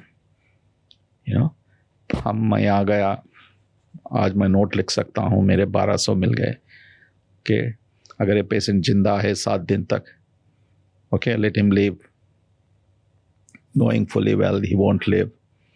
और कोई patient, देखो अभी मैं स्ट्रोक के बारे में बताया, स्ट्रोक हो गया, सब कुछ करे हैं, हमारे को ये मालूम है कि फिर बात नहीं कर सकेंगे, चल नहीं सकेंगे, इनको लंग्स में इन्फेक्शन है, इनकी अभी अभी डायलिसिस चल रही है, कहाँ तक लिख चल रहा है। बट 1% वंडर मिरेकल का भी चांस नहीं होता। हाँ, अगर वो चांस, तो दैट स्पिरिचुअल चांस, मैं आपको एक सही एग्जाम्पल दूंगा। मेरी mother, my mother at age 72 उनको हार्ट अटैक हुआ था 1 साल पहले, कॉन्टिनेंटल ओपन करने से पहले। She was the influencer for me to come back. वो बोले कि बेटा आप इतने बड़े पोजीशंस में चले गए, अब इतना अच्छा कमाए अमेरिका में, आप वापस आ जाओ। She was very much instrumental. मगर मेरे को इस बात की आज तक नफरत होती है कि मैं मदर को सेव नहीं कर सका हूँ। एक छोटी सी मैं आपको एग्जाम्पल दूंगा। उनका हार्ट सर्जरी हुआ, वो सर्जरी होने के बाद फिर उनको कुछ इन्फेक्शन हुआ हॉस्पिटल में। वो हॉस्पिटल में ऐसा था कि हैदराबाद की बेहतरीन हॉस्पिटल मानी जाती थी, ओके, बहुत पुराना इंफ्रास्ट्रक्चर था। सो होने के बाद 1 महीने तक हॉस्पिटल में ठहरी हुई थी, फिर वो डिस्चार्ज हुई। मेरी बड़ी बेटे का शादी कैलिफोर्निया में था। उनको इतना इच्छा थी कि मैं ज़रूर इनकी शादी अटेंड करूँगा, and I personally was there, उनको मेरे साथ लेके चलने के लिए, मगर क्या हुआ, हॉस्पिटल से आने के बाद 3 दिन में उनको फिर इन्फेक्शन, जहाँ यहाँ पर पैरों से वेन लेते हैं ना हार्ट बाईपास करने के लिए, वहाँ पर इनको इन्फेक्शन हो गया। इन्फेक्शन होने के बाद फिर हर रोज़ उनको हॉस्पिटल को जाना पड़ता था उसको डिब्राइडमेंट करने के लिए। जैसा वो कर रहे थे 5-6 दिन के बाद फिर इनको सेप्सिस हो गया, फिर हॉस्पिटल आईसीयू में दाखिल हुई, ओके, 2 हफ्ते तक थी, फिर मर गई। फिर उतने में बेटी की शादी हो गया, फिर इमीडिएटली हम आ गए। आने के बाद स्टिल एज ए डॉक्टर लाखों केसेस देखने के बाद मेरे ज़िंदगी में मेरे को एक समझ थी कि अगर कोई मैजिक होएगा, भगवान की कृपा से मेरी माँ उठेंगी, ये वेंटिलेटर से बाहर आएंगी। ऑल्दो मेरे को मालूम था 1000% ओके उनकी मृत्यु हो गई 4 दिन पहले, शी वॉन्ट कम बैक, हम आर्टिफिशियली वेंटिलेटर में रखे हैं। सो मैं ये एग्जाम्पल से आप जो प्रश्न पूछे हैं, हर इंसान को एक होप होता है, मगर ये होप रखने से हम सोच समझ के आगे जाना चाहिए। जब डॉक्टर लोग ठीक तरह से हमारे को बताएंगे ओके इनका बचना बिल्कुल नामुमकिन है, नहीं हो सकता है। It's very important to understand that. Do you think India में भी, because you spoke about death, जैसे यूके में हर हॉस्पिटल को अपना मोर्टेलिटी रेट पब्लिश करना होता है पब्लिकली, कि हमारे हॉस्पिटल में कितनी डेथ्स हुई है, कितने पेशेंट्स आए थे और फिर कितनी डेथ हुई, वो पब्लिक डेटा हर साल उनको अपडेट करना होता है, तो सबको पता होता है कौन से हॉस्पिटल में कितनी डेथ हुई है, कितनी डेथ्स हुई है। यूएस में पब्लिक डेटा है कि वर्ल्ड का लोएस्ट मोर्टेलिटी रेट जो हेल्थ केयर सिस्टम में वो यूएस में है। इंडिया में कोई सिस्टम नहीं। इंडिया में है सिस्टम, आपको बताऊंगा। हर हॉस्पिटल पब्लिश करता है? नहीं, नॉट हर हॉस्पिटल में नहीं। सी इसलिए जो एक्रेडिटेशंस बोलते हैं ना, जैसा हमारा हॉस्पिटल इतने एक्रेडिटेशंस हैं अमेरिका की जॉइंट कमिशन से, ये सब रिक्वायरमेंट है, ये सब रिक्वायरमेंट है जो हर 2 साल 3 साल को ये सर्वे होता है। ये सर्वे एकदम 1 हफ्ते में आके उस हफ्ते का डेटा नहीं देख रहे हैं, हर महीने को हमारे को रिकॉर्ड करना पड़ता है हमारी क्वालिटी टीम से। हमारे लोगों को मालूम होना चाहिए, as a chairman of the hospital, अगर मुझे ये पता नहीं चल रहा मेरे हॉस्पिटल में कहाँ मरीज़ मर जा रहे हैं, कौन से डॉक्टर के कौन से स्पेशलिटी में, ओके उसका कैलकुलेशन नहीं है तो, उसका स्टैटिस्टिक्स नहीं है तो Okay, how do you really manage? So in good hospitals in this country, definitely वो statistical data है और reporting authority होता है hospital DME system. हमारे को रिपोर्ट करना पड़ता, हर death is reported to your states directorate of, but publicly नहीं होना चाहिए, डू यू थिंक? हाँ, now that is important. See where this should come in India. अगर मेरे को हमारे हमारे यूनियन हेल्थ मिनिस्टर साहब एक 6 महीने के लिए बगैर तनख्वाह अगर रख लिए तो okay, I would like to write so many good systems. I really mean it, मैं दिल से बोल रहा हूँ आपको. इतने सारे सिंपल चीज, these are simple things. See you are already doing, but take this to the next level. Okay, publish करो आप. मैं ये सुना कि कोई प्रेशर है हॉस्पिटलों से नहीं डिस्क्लोज करना. Okay, they don't want to disclose. Okay, which is true. कुछ हॉस्पिटल्स में, बड़े कॉर्पोरेट हॉस्पिटल्स में इतना death rate is so high, they don't want to disclose. Okay, so इसलिए कि ये इन्फ्लुएंस के वजह से, okay, प्रोटोकॉल नहीं रहने से, एक पॉलिसी नहीं बना हुआ है, बट जब गवर्नमेंट मैंडेट कर सकते हैं, गवर्नमेंट तो एक रेगुलेशन ला सकते हैं. अब जो लाई कि NABH हॉस्पिटल्स को आप लोगों को इंश्योरेंस के, गवर्नमेंट इंश्योरेंस से थोड़ा बहुत ज़्यादा रिएम्बर्समेंट मिलेगा. नाउ अब हॉस्पिटल्स को भी ग्रेड करने वाले हैं, कौन से हॉस्पिटल्स ग्रेड 1 है, ग्रेड 2 है, grade 3. It could be a good system. इसी तरह से हॉस्पिटल्स बोल सकेंगे आपका जो लाइसेंसिंग होता है हर 2 साल को, हर 3 साल को आप ये डेटा बिल्कुल सबमिट करना.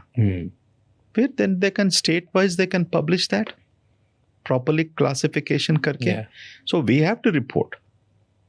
And good hospital which are accredited, वो डेटा फॉलो करते हैं, क्वालिटी में रिव्यू होता है.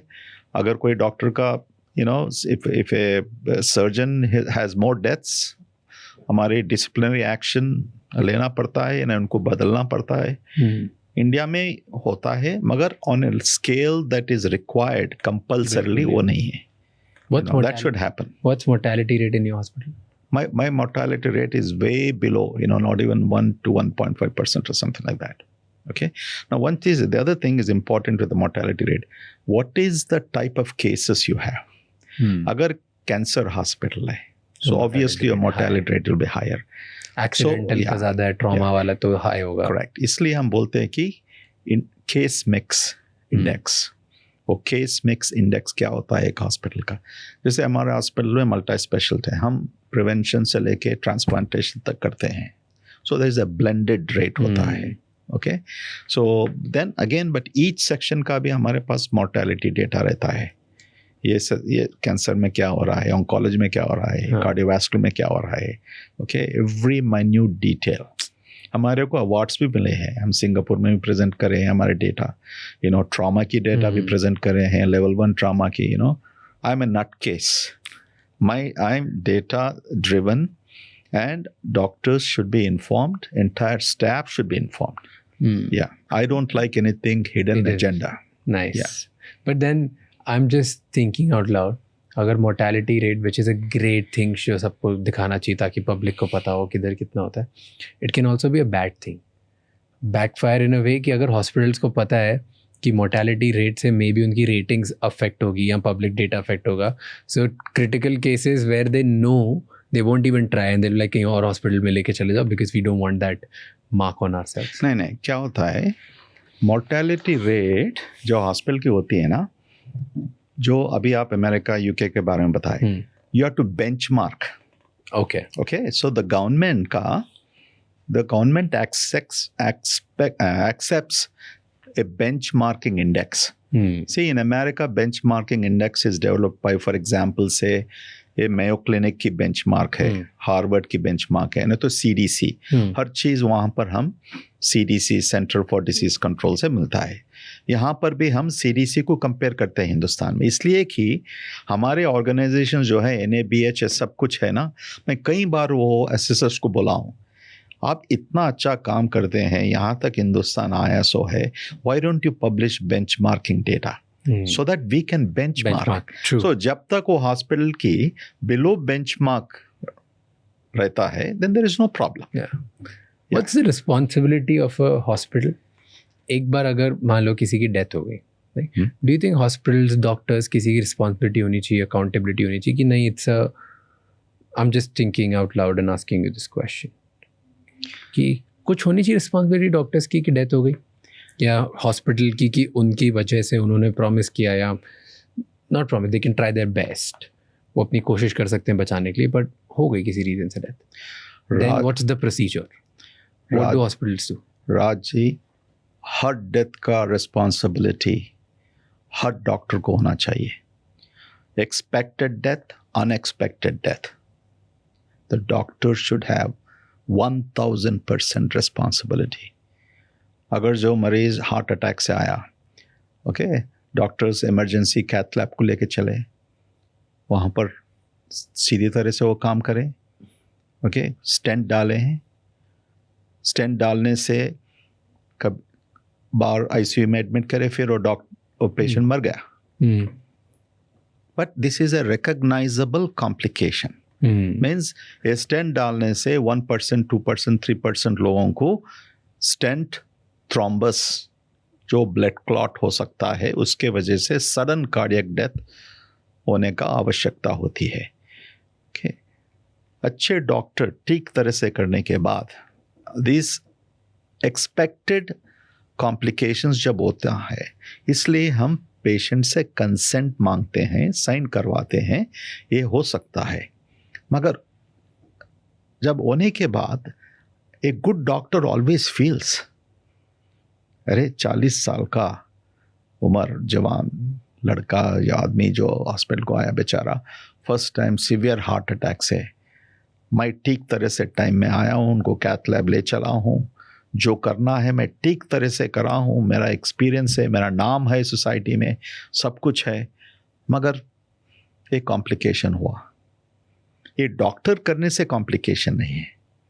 This is one of the unexpected complications that happens, but he has to still take the responsibility. So हम क्या करते हैं, अच्छे हॉस्पिटल्स में मॉर्टेलिटी मॉर्बिडिटी कमेटी होता है. ये मॉर्टेलिटी मॉर्बिडिटी कमेटी में every patient death of that month is reviewed. एक कमेटी के 8-10 डॉक्टर होते हैं, उसका चेयरपर्सन होता है.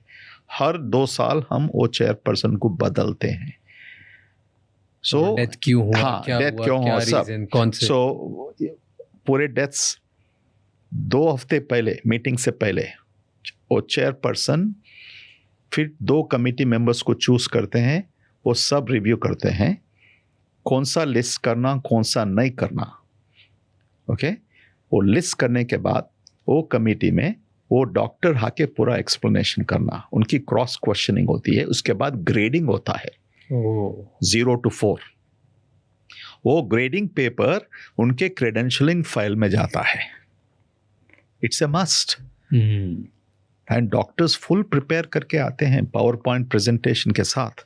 क्रॉस क्वेश्चनिंग होता है उनको, जैसा जज साहब बहुत कह रहे हैं, यू नो, जैसा जूरी बैठी हुई है. तो deaths are not taken lightly. No, all unexpected deaths.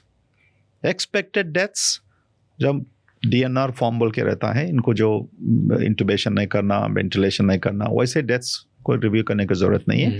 मगर जो एक्सपेक्टेड अनएक्सपेक्टेड डेथ्स होती है, नॉट ओनली दैट, कॉम्प्लिकेशंस. अगर पेशेंट की सर्जरी हुआ, फिर रिपीटेडली 24 घंटे के अंदर अगर फिर ऑपरेशन थिएटर के हुए, ऑल दोस ऑल्सो रिव्यूड. वो OT कमेटी में रिव्यू होता है, फिर mortality morbidity committee. It's a very powerful committee.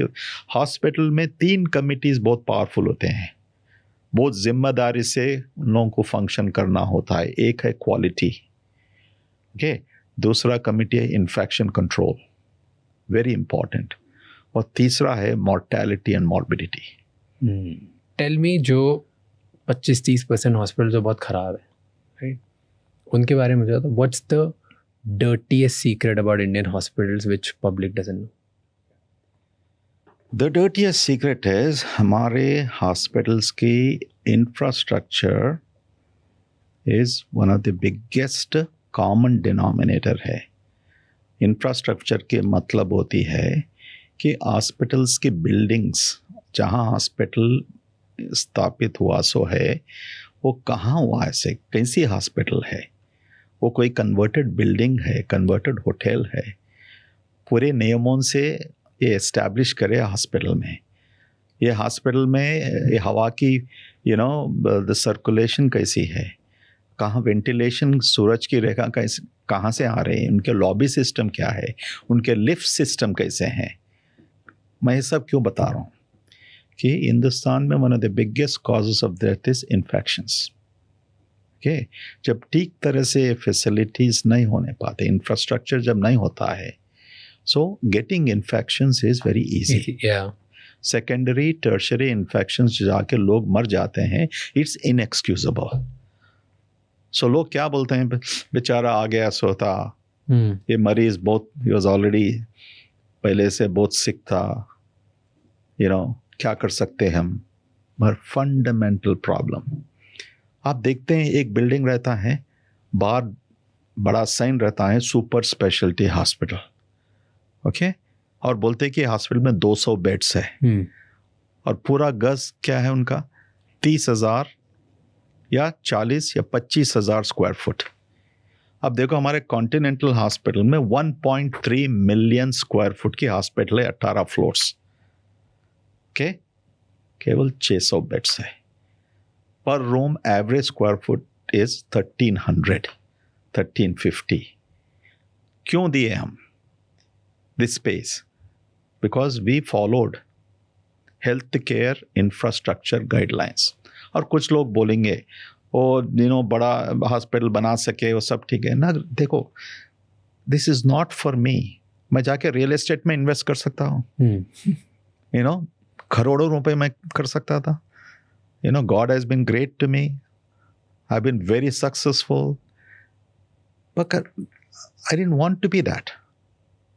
Even till today when people ask me, no, this is what I dedicated for. So मैं इसलिए वापस आया हूँ कि अगर मैं वापस आके ये करना चाहता हूँ कि मेरे टर्म्स में I am not going to violate any principle of healthcare infrastructure. Air circulation हो ओटी थिएटर्स में, आईसीयू में, positive pressure ventilation, negative pressure ventilation, sunlight आना। एक भी रूम नहीं है कॉन्टिनेंटल में जहां पर सनलाइट की लाइट नहीं है।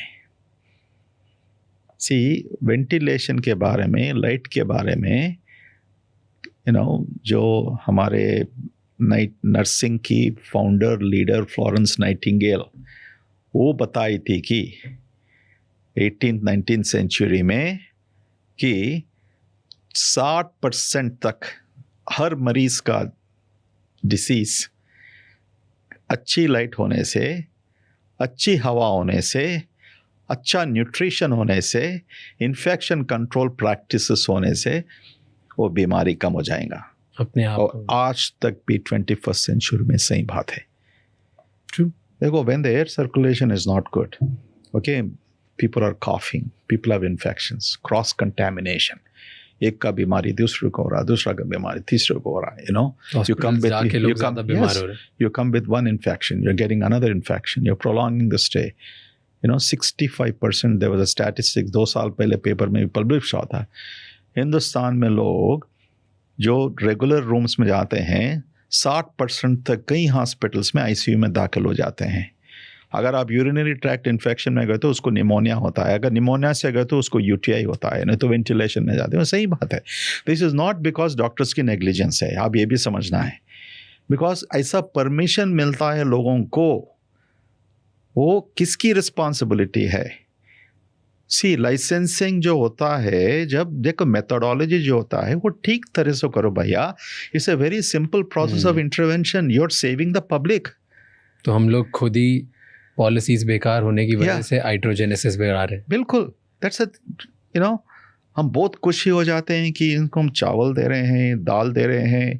हिंदुस्तान की हेल्थ सिस्टम इतना खराब है, वो खराब है, ये खराब है। किस लिए हो रहा है? एक सिंपल इंटरवेंशन आप ठीक कर सकते हैं। Talking about health care system and doctors, I have a very important question. एक कल्चर होता है बाबा टाइप डॉक्टर्स का वो कौन होते हैं? इसको RMPs बोलते हैं। RMPs, हाँ, registered medical practitioners. Okay, post independence India जब हमारे डॉक्टर्स बहुत कम थे, सो ये रजिस्टर्ड मेडिकल प्रैक्टिशनर्स जो गांव में कोई डॉक्टर्स नहीं थे ना, सो उन लोगों को एक सर्टिफिकेट देते हैं। आप जाके उनको 6 महीने का कोर्स, 4 महीने का कोर्स, क्या टाइम डिफरेंट स्टेट्स में, डिफरेंट डिस्ट्रिक्ट्स में। अब हमारे तेलंगाना में उसको बैन कर दिए। RMPs cannot practice, and RMPs का प्रैक्टिस और आधे काफ़ी हानि कर रहे थे कि बुखार से ज़्यादा उन लोगों को कहाँ की पहचान है, कहाँ पढ़ लिखे हैं। सो वो स्टेरॉइड्स देते थे उनको, जो पेशेंट्स डायबिटीज़ है, ओके, एंटीबायोटिक्स, हर एक को पेनिसिलिन इंजेक्शन देना। और कभी कभी ये RMPs कुछ लोग तो लाखों रुपया कमाए सो है। ठीक है, एक विलेज में जब प्रीस के हज़ारों पहले पेशेंट्स को कौन देखते थे? हॉस्पिटल के, टेम्पल के पुजारी, और नहीं तो कम्युनिटी के कोई बड़ा आदमी जो है उनको कुछ मालूम है, थोड़ा बहुत एजुकेटेड है, झाड़ के पत्ते उते सब लेके उसका पेस्ट करके, और ज़ुकाम के लिए ये काम आता है, इसके लिए ये काम आता है, वैसा करते थे ना। The same thing is continuing, this registered medical practitioners. Some states now illegal, ban करिए। they were definitely the cause। और उनका डॉक्टर से बहुत नेक्सस होता था। वो लोग गांव से पेशेंट्स यहाँ पर डॉक्टर्स को भिजवाते हैं, उनसे कमीशन लेते हैं। ओह यस, तो फर्स्ट लाइन ऑफ ट्रीटमेंट वहीं करेंगे, फिर वहीं करेंगे, परेशान लेंगे, और डॉक्टर्स को बोलते हैं कि डॉक्टर आके सर्जरी कर देंगे, अपेंडिक्स निकाल देगा, यूट्रस निकाल देगा। हमारे तेलुगु स्टेट्स में एक 5-6 साल पहले की हिसाब है, ये जो गवर्नमेंट हेल्थ केयर इंश्योरेंस में हज़ारों यूट्रसेस निकाल दिए वुमेन से, एक डॉक्टर एक रूरल डिस्ट्रिक्ट में। इसलिए कि गवर्नमेंट पर सर्जरी 20,000 या 25,000 दे रहा था। हिस्टेरेक्टोमिस कर दिए 25 साल के लड़कियों में, 30 साल के लड़कियों में। See, these are the things, so much happens. This is all because again nexus। See, अगर ये nexus जहाँ भी इन लोगों का देखभाल हो रही है, अगर वो ख़त्म कर दिए तो ऐसी चीज़ें हमारे पास नहीं होती हैं ना। एंड ऑर्गन का ब्लैक मार्केट होता है, इसका भी नेक्सस है। हाँ, आप एक बहुत अच्छा प्रश्न पूछे। इसके बारे में आपको थोड़ा, मेरे को 1-2 मिनट तो देना है बताने में। Okay, is very important for our country. Okay, मैं बहुत इमोशनल होता हूँ ये टॉपिक में, इसलिए इमोशनल होता हूँ कि सी, ऑर्गन डोनेशन इतना इम्पॉर्टेंट है किसी को बचाने के लिए। 2 ऑर्गन्स, एक है किडनी ट्रांसप्लांटेशन और दूसरी है लिवर। ये 2 ऑर्गन की इतना ज़रूरत है।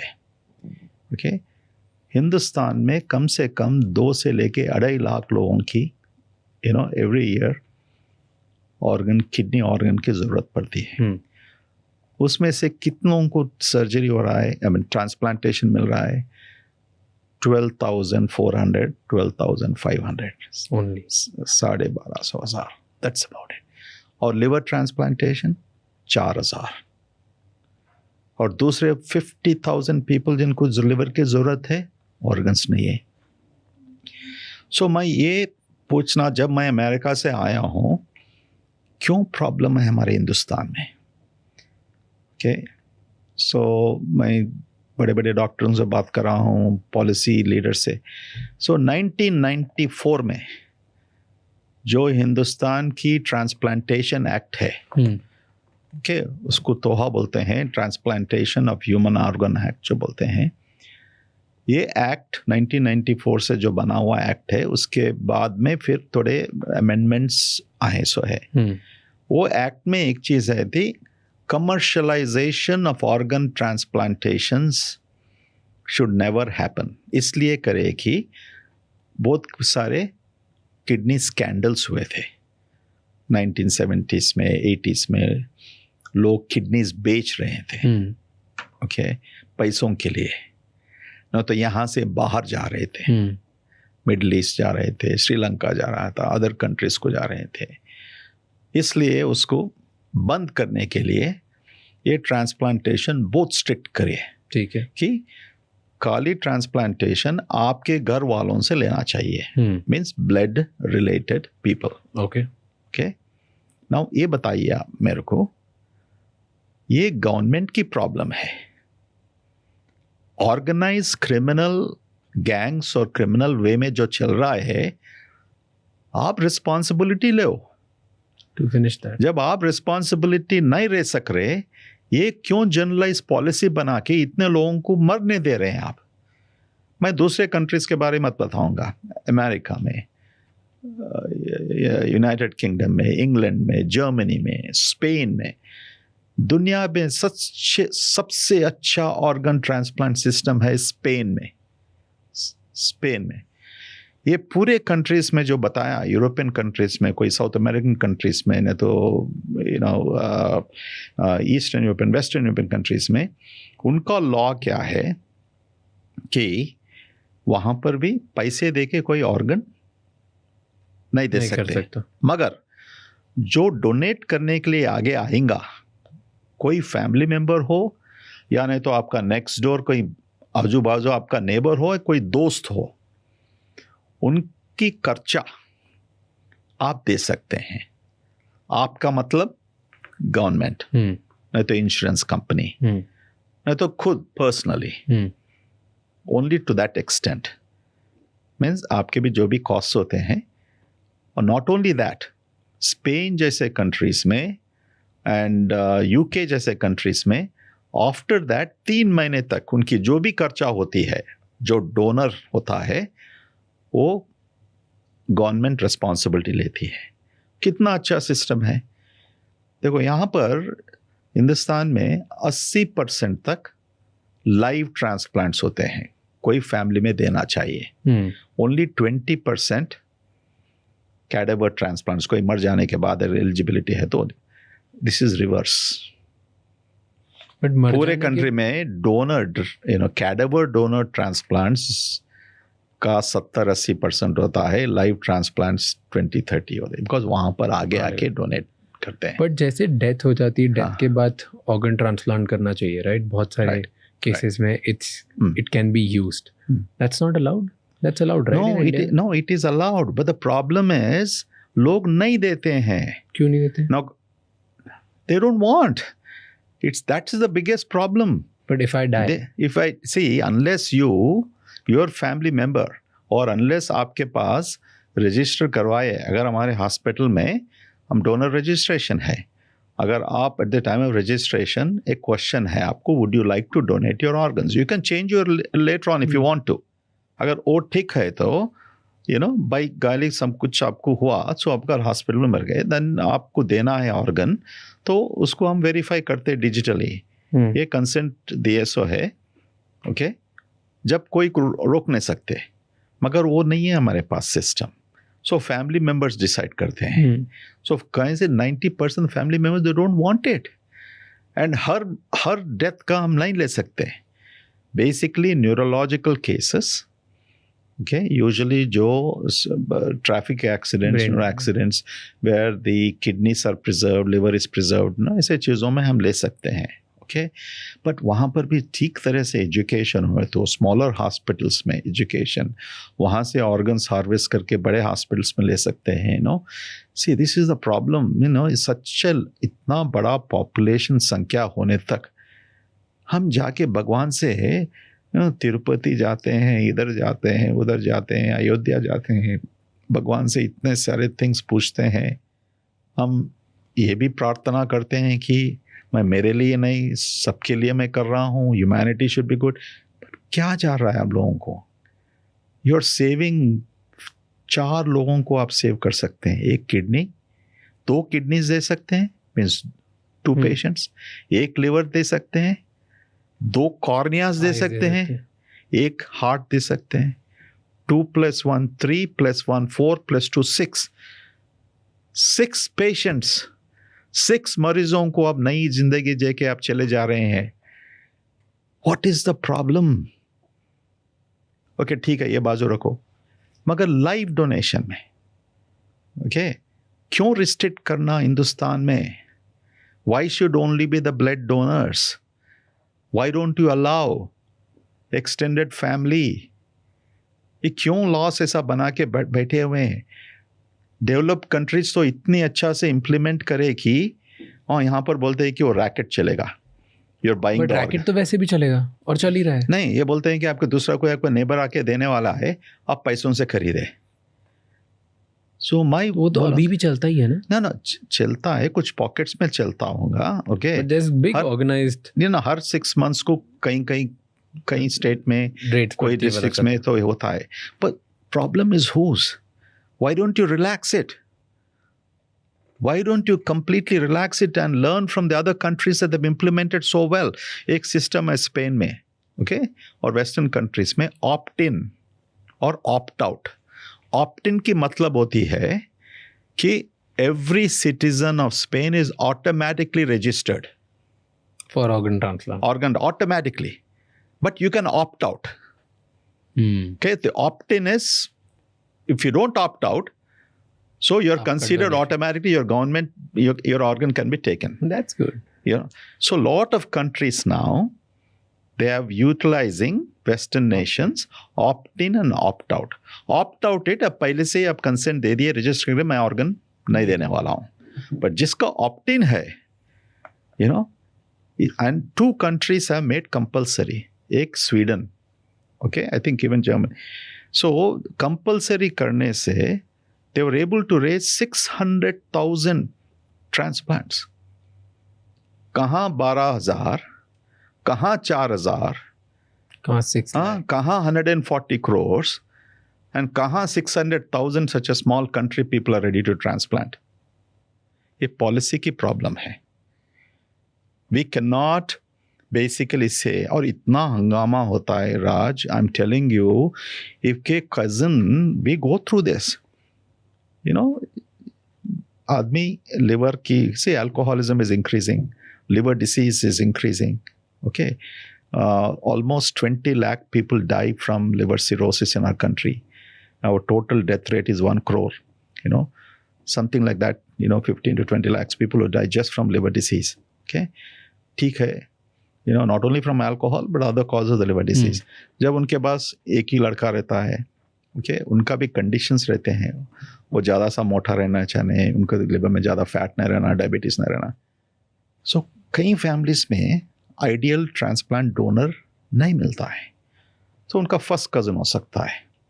उसके लिए हम गवर्नमेंट के पास जाना है, डिपार्टमेंट में फाइल सबमिट करना है, वहाँ से सेक्रेटरी को जाता है, फिर बोलते हैं कि ये सर्टिफिकेट्स ठीक नहीं है, पेटेंसी एस्टैब्लिश करो, ओके. उन लोगों को डाउट आ रहा है, फिर कमेटी को वापस भिजाते हैं.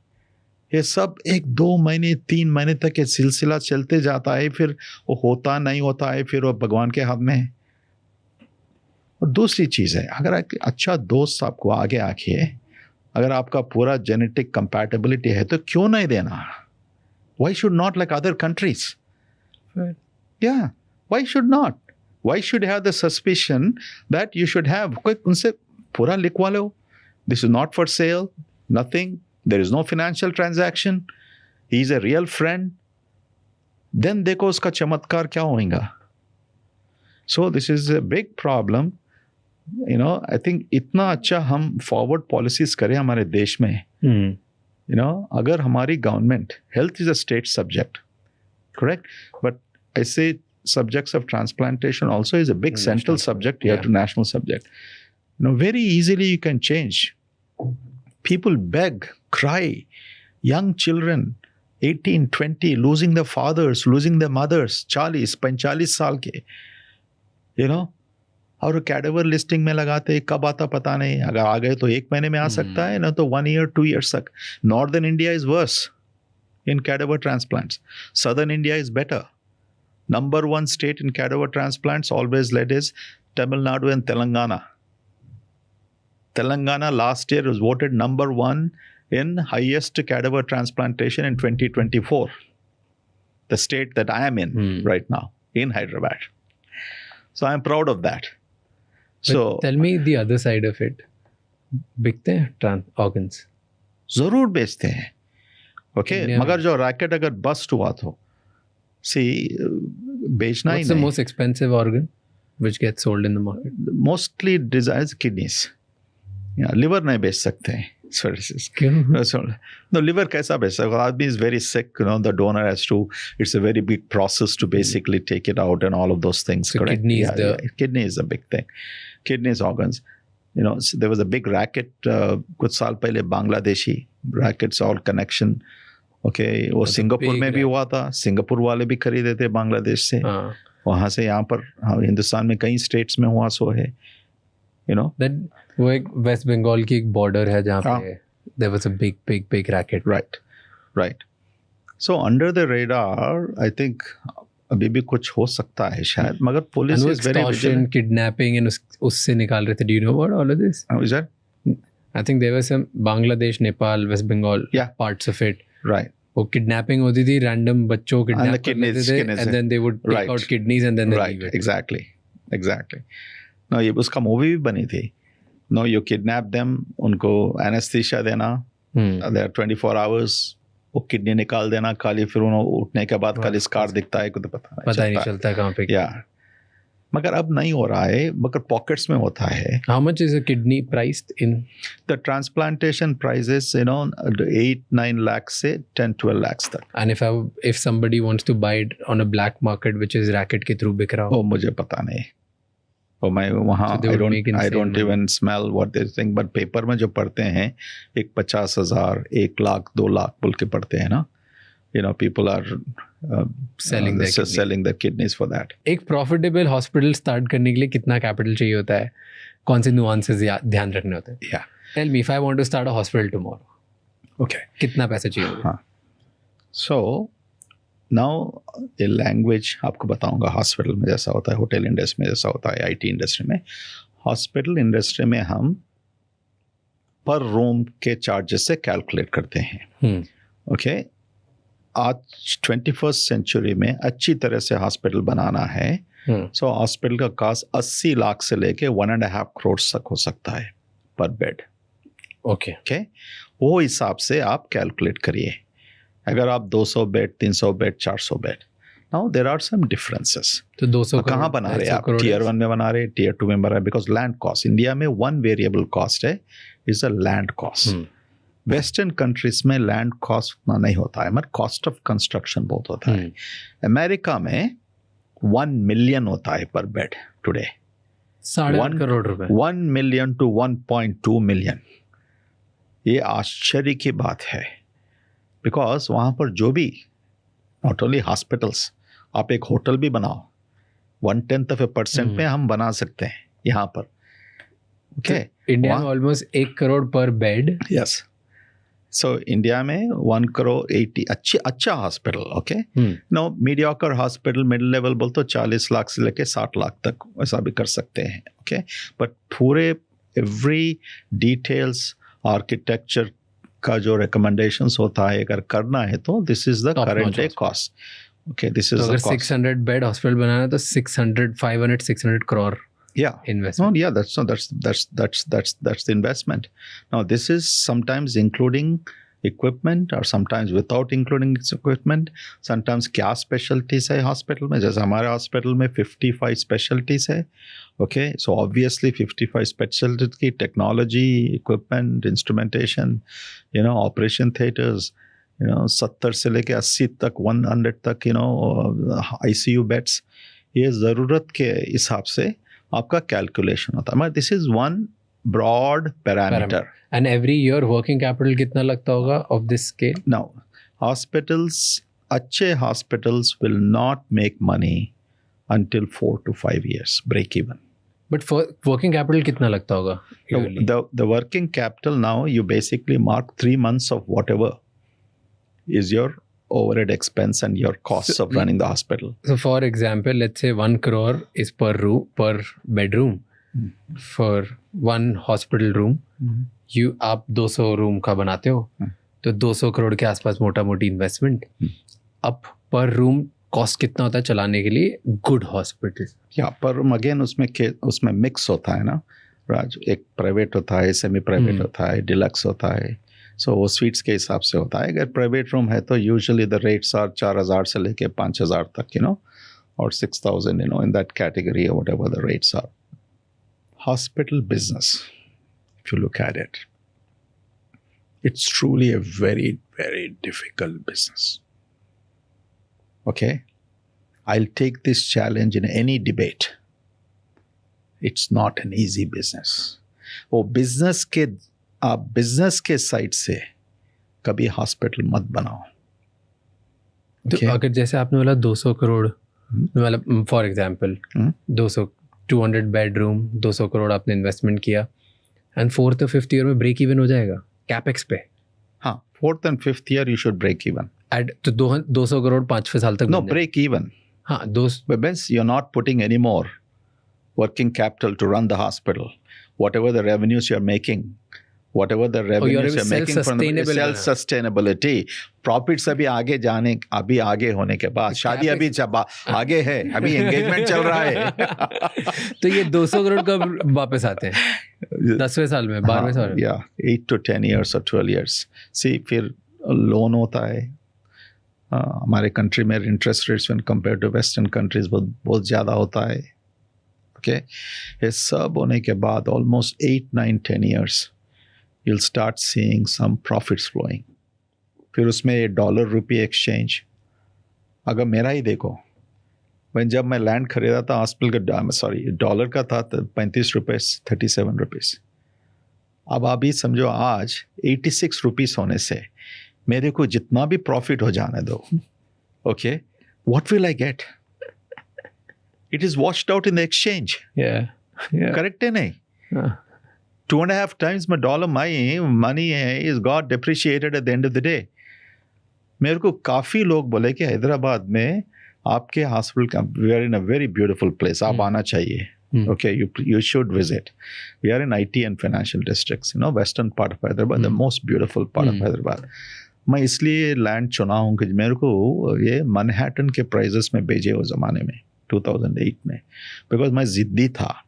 मैं इसलिए नहीं आ रहा हूँ कि कॉर्पोरेट हॉस्पिटल बनाने के लिए. Okay, I want to really do a good hospital in a nice area जहाँ पर धूल नहीं है, लोगों का एक्सेस इजी है, पार्किंग फैसिलिटीज़ है, okay, ventilation, all this things है. जब ऐसा सब सोचने के बाद, but land prices were so high, Hindustan में कहीं भी खरीदना चाह रहे तो इट वाज इनटू करोड़ों रुपए में जब बेचे हैं. ओके, एंड उसके बाद में जब ये लैंड प्राइजेस मेरे अतराफ जो बढ़ रहे थे, काफ़ी लोग आके मेरे को, फ्रेंड्स, रिलेटिव्स, डॉक्टर साहब 2 एकड़ खरीदो, 5 एकड़ खरीदो. अगर मैं जब वो टाइम में अगर खरीदा तो I would have been today, hundreds of crores I would have earned. But मैं लोगों को बोलता था, मैं इसलिए यहाँ पर नहीं आया. I didn't come to be a real estate person. Let me keep on reinvesting to make this best and what I can do for my patients. Yeah. That's where I stick to the line. And this is, you can verify this also 1000%. So tell me, in a hospital business, सबसे ज़्यादा cost कहाँ पे लगती है और सबसे ज़्यादा profit किस चीज़ से होता है? सबसे ज़्यादा प्रॉफिट जो होता है, जो मरीज़ आके जल्दी से आप डायग्नोस करके उसका ट्रीटमेंट कर लिए तो शॉर्टेस्ट स्टे में, okay, then the hospital becomes profitable. इसको हम लेंथ ऑफ स्टे कहते हैं. ओके, लेंथ ऑफ स्टे के ऊपर काफ़ी डिपेंड रहता है. इसलिए not only for the patient but for the hospital to.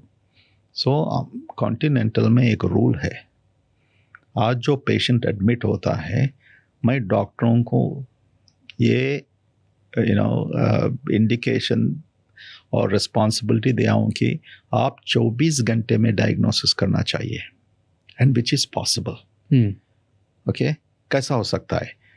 अगर आज पेशेंट आके एडमिट हुआ, उसको खांसी हुआ, 2 महीने से उसको खांसी हो रहा है और उसको बुखार भी आ रहा है. ओके, प्राइमरी केयर में हम एडमिट करें डॉक्टर को, डॉक्टर का नाम है डॉक्टर रॉबर्ट्स. अब रॉबर्ट्स साहब पेशेंट को एडमिट कर दिए. अब रॉबर्ट साहब इंटर्निस्ट है, बहुत अच्छा इंटरनल मेडिसिन डॉक्टर है, चेस्ट एक्सरे कर लिए, ब्लड कल्चर्स कर लिए, मगर उन्होंने इमीडिएटली पल्मोनोलॉजिस्ट, लंग स्पेशलिस्ट को उसी दिन बुलाना चाहिए.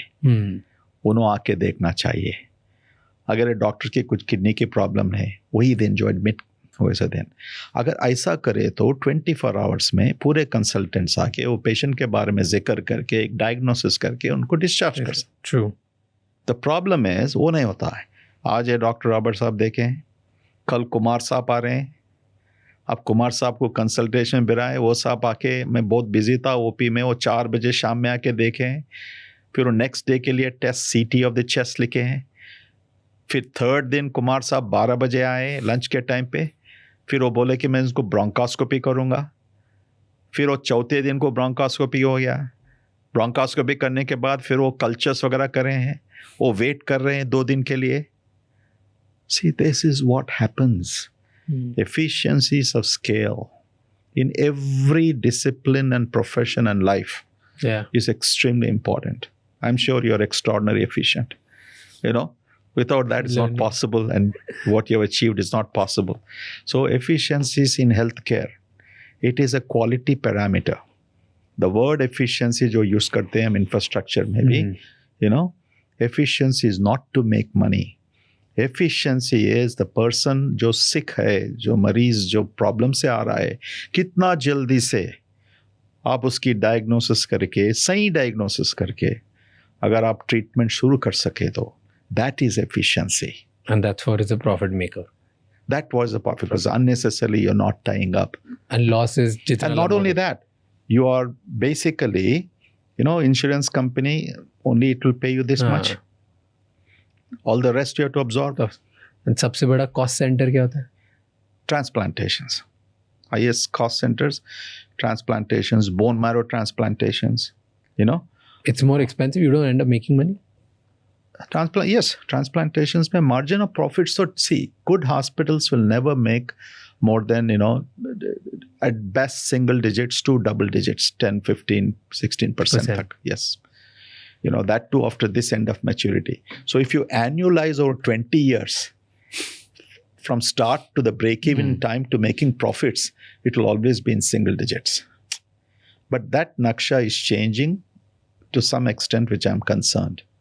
क्या हो रहा है कि जो इन्वेस्टमेंट्स हो रहे हैं आज हॉस्पिटल्स में, जो चेन्स बढ़ रहे हैं, जो मिलियंस ऑफ डॉलर्स जो इन्वेस्ट कर रहे हैं, ओके, ठीक है, हिंदुस्तान के लिए इन्वेस्टमेंट की ज़रूरत है, मगर वो इन्वेस्टमेंट करने से क्या हो रहा है कि आप अननेसेसरली कॉस्ट इंक्रीज कर रहे हैं.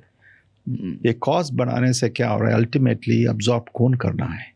बिकॉज उन लोगों का इन्वेस्ट प्राइवेट इक्विटी का तो मालूम, आपको तो मालूम है, बिकॉज 4 years में, 3 years में, 5 years में उनका एग्जिट स्ट्रैटेजी, वो एग्जिट स्ट्रैटेजी फिर वो दूसरे प्राइवेट इक्विटी वालों को भेजेगा, फिर उनका उसका तो मल्टीपल से होना चाहिए. So this system now is starting. So I applaud investments, मगर also do something for the country. Yeah. Only purpose is not bottom line. You're coming from, industrialized nations, best policies. Bring them in. Have a human resource transfer. Have your technology transfers. We don't need money for technology. We have better CT machines and MRIs than most countries in the world. Okay? But the problem is that the areas where healthcare management, healthcare leadership, is a huge debt. बहुत कमी है. True. ऐसे पे focus करो आप. Bring this to a next level. Cost efficiencies you bring in. Not ये hospital से एक डॉक्टर को लेके इसको 10-12 लाख दूसरा देके मेरे हॉस्पिटल में भराओ, बोर्ड रूम में बैठ के मैं 5 डॉक्टर्स को लाया हूँ. कहाँ से लाए? बाजू वाले गली से लाए आप. This is what is happening. I'm sorry to say. The entrepreneur in you came out right now. I could see that pain. But thank you so much for spending time with me, sir. Thank you. It was lovely getting to know about what are the wrong things which are going on in our country in the healthcare space and how you guys are addressing it. Okay. Thank you so much. I had way more questions, but then I think you're short on time. So I have plenty of time. I'll do part 2. Okay, lovely. We'll do health concerns. There you go. Okay. Absolutely. Because I had a question on burping and that caused me. Let's go with the rating. We'll do that. Okay. Thank you so much. It was pleasure having you. Thank you. Thank you very much. हमारे profession में हम इतना busy रहते हैं. Usually, I'm not even Telugu podcasters. Yeah. I'm not that enthusiastic. But all my digital team, my branding team, and they were after me, sir. If he gives you should do it. You should do it with Mr. Shamani. They were persistent. And wow. It took me about 3 to 4 months for them. Then I went to the US and then I came back and all of those things, finally, okay, let's do it. I don't want to disappoint you guys. Let me get on that. And I love to speak in Hindi. Wow. And thanks it's my first opportunity, Thanks for putting pressure on me now. No, not pressure. Thanks for doing this, Thank you so much ये episode and तक देखने के लिए. अब आपको 3 चीजें करनी है. सबसे पहले इस चैनल को सब्सक्राइब कर लो, क्योंकि जितना आप सब्सक्राइब करोगे उतने ही बेहतर और वैल्यूएबल गेस्ट हम ला पाएंगे आपके लिए. नंबर 2, मुझे कमेंट्स में बताओ इस एपिसोड में आपको क्या अच्छा लगा और क्या गंदा लगा, ताकि हम वो मिस्टेक्स रिपीट ना कर पाए. एंड कौन से ऐसे गेस्ट हैं जो आप देखना चाहते हो वापस हमारे पॉडकास्ट पे, ताकि हम उन्हें लेके आएँ और आपको ज़्यादा ज़्यादा वैल्यू दे पाएँ. एंड नंबर 3, ये एपिसोड किसी एक इंसान के साथ ज़रूर शेयर करना, क्योंकि one conversation can change someone's life. I'll see you next time. Until then, keep figuring out.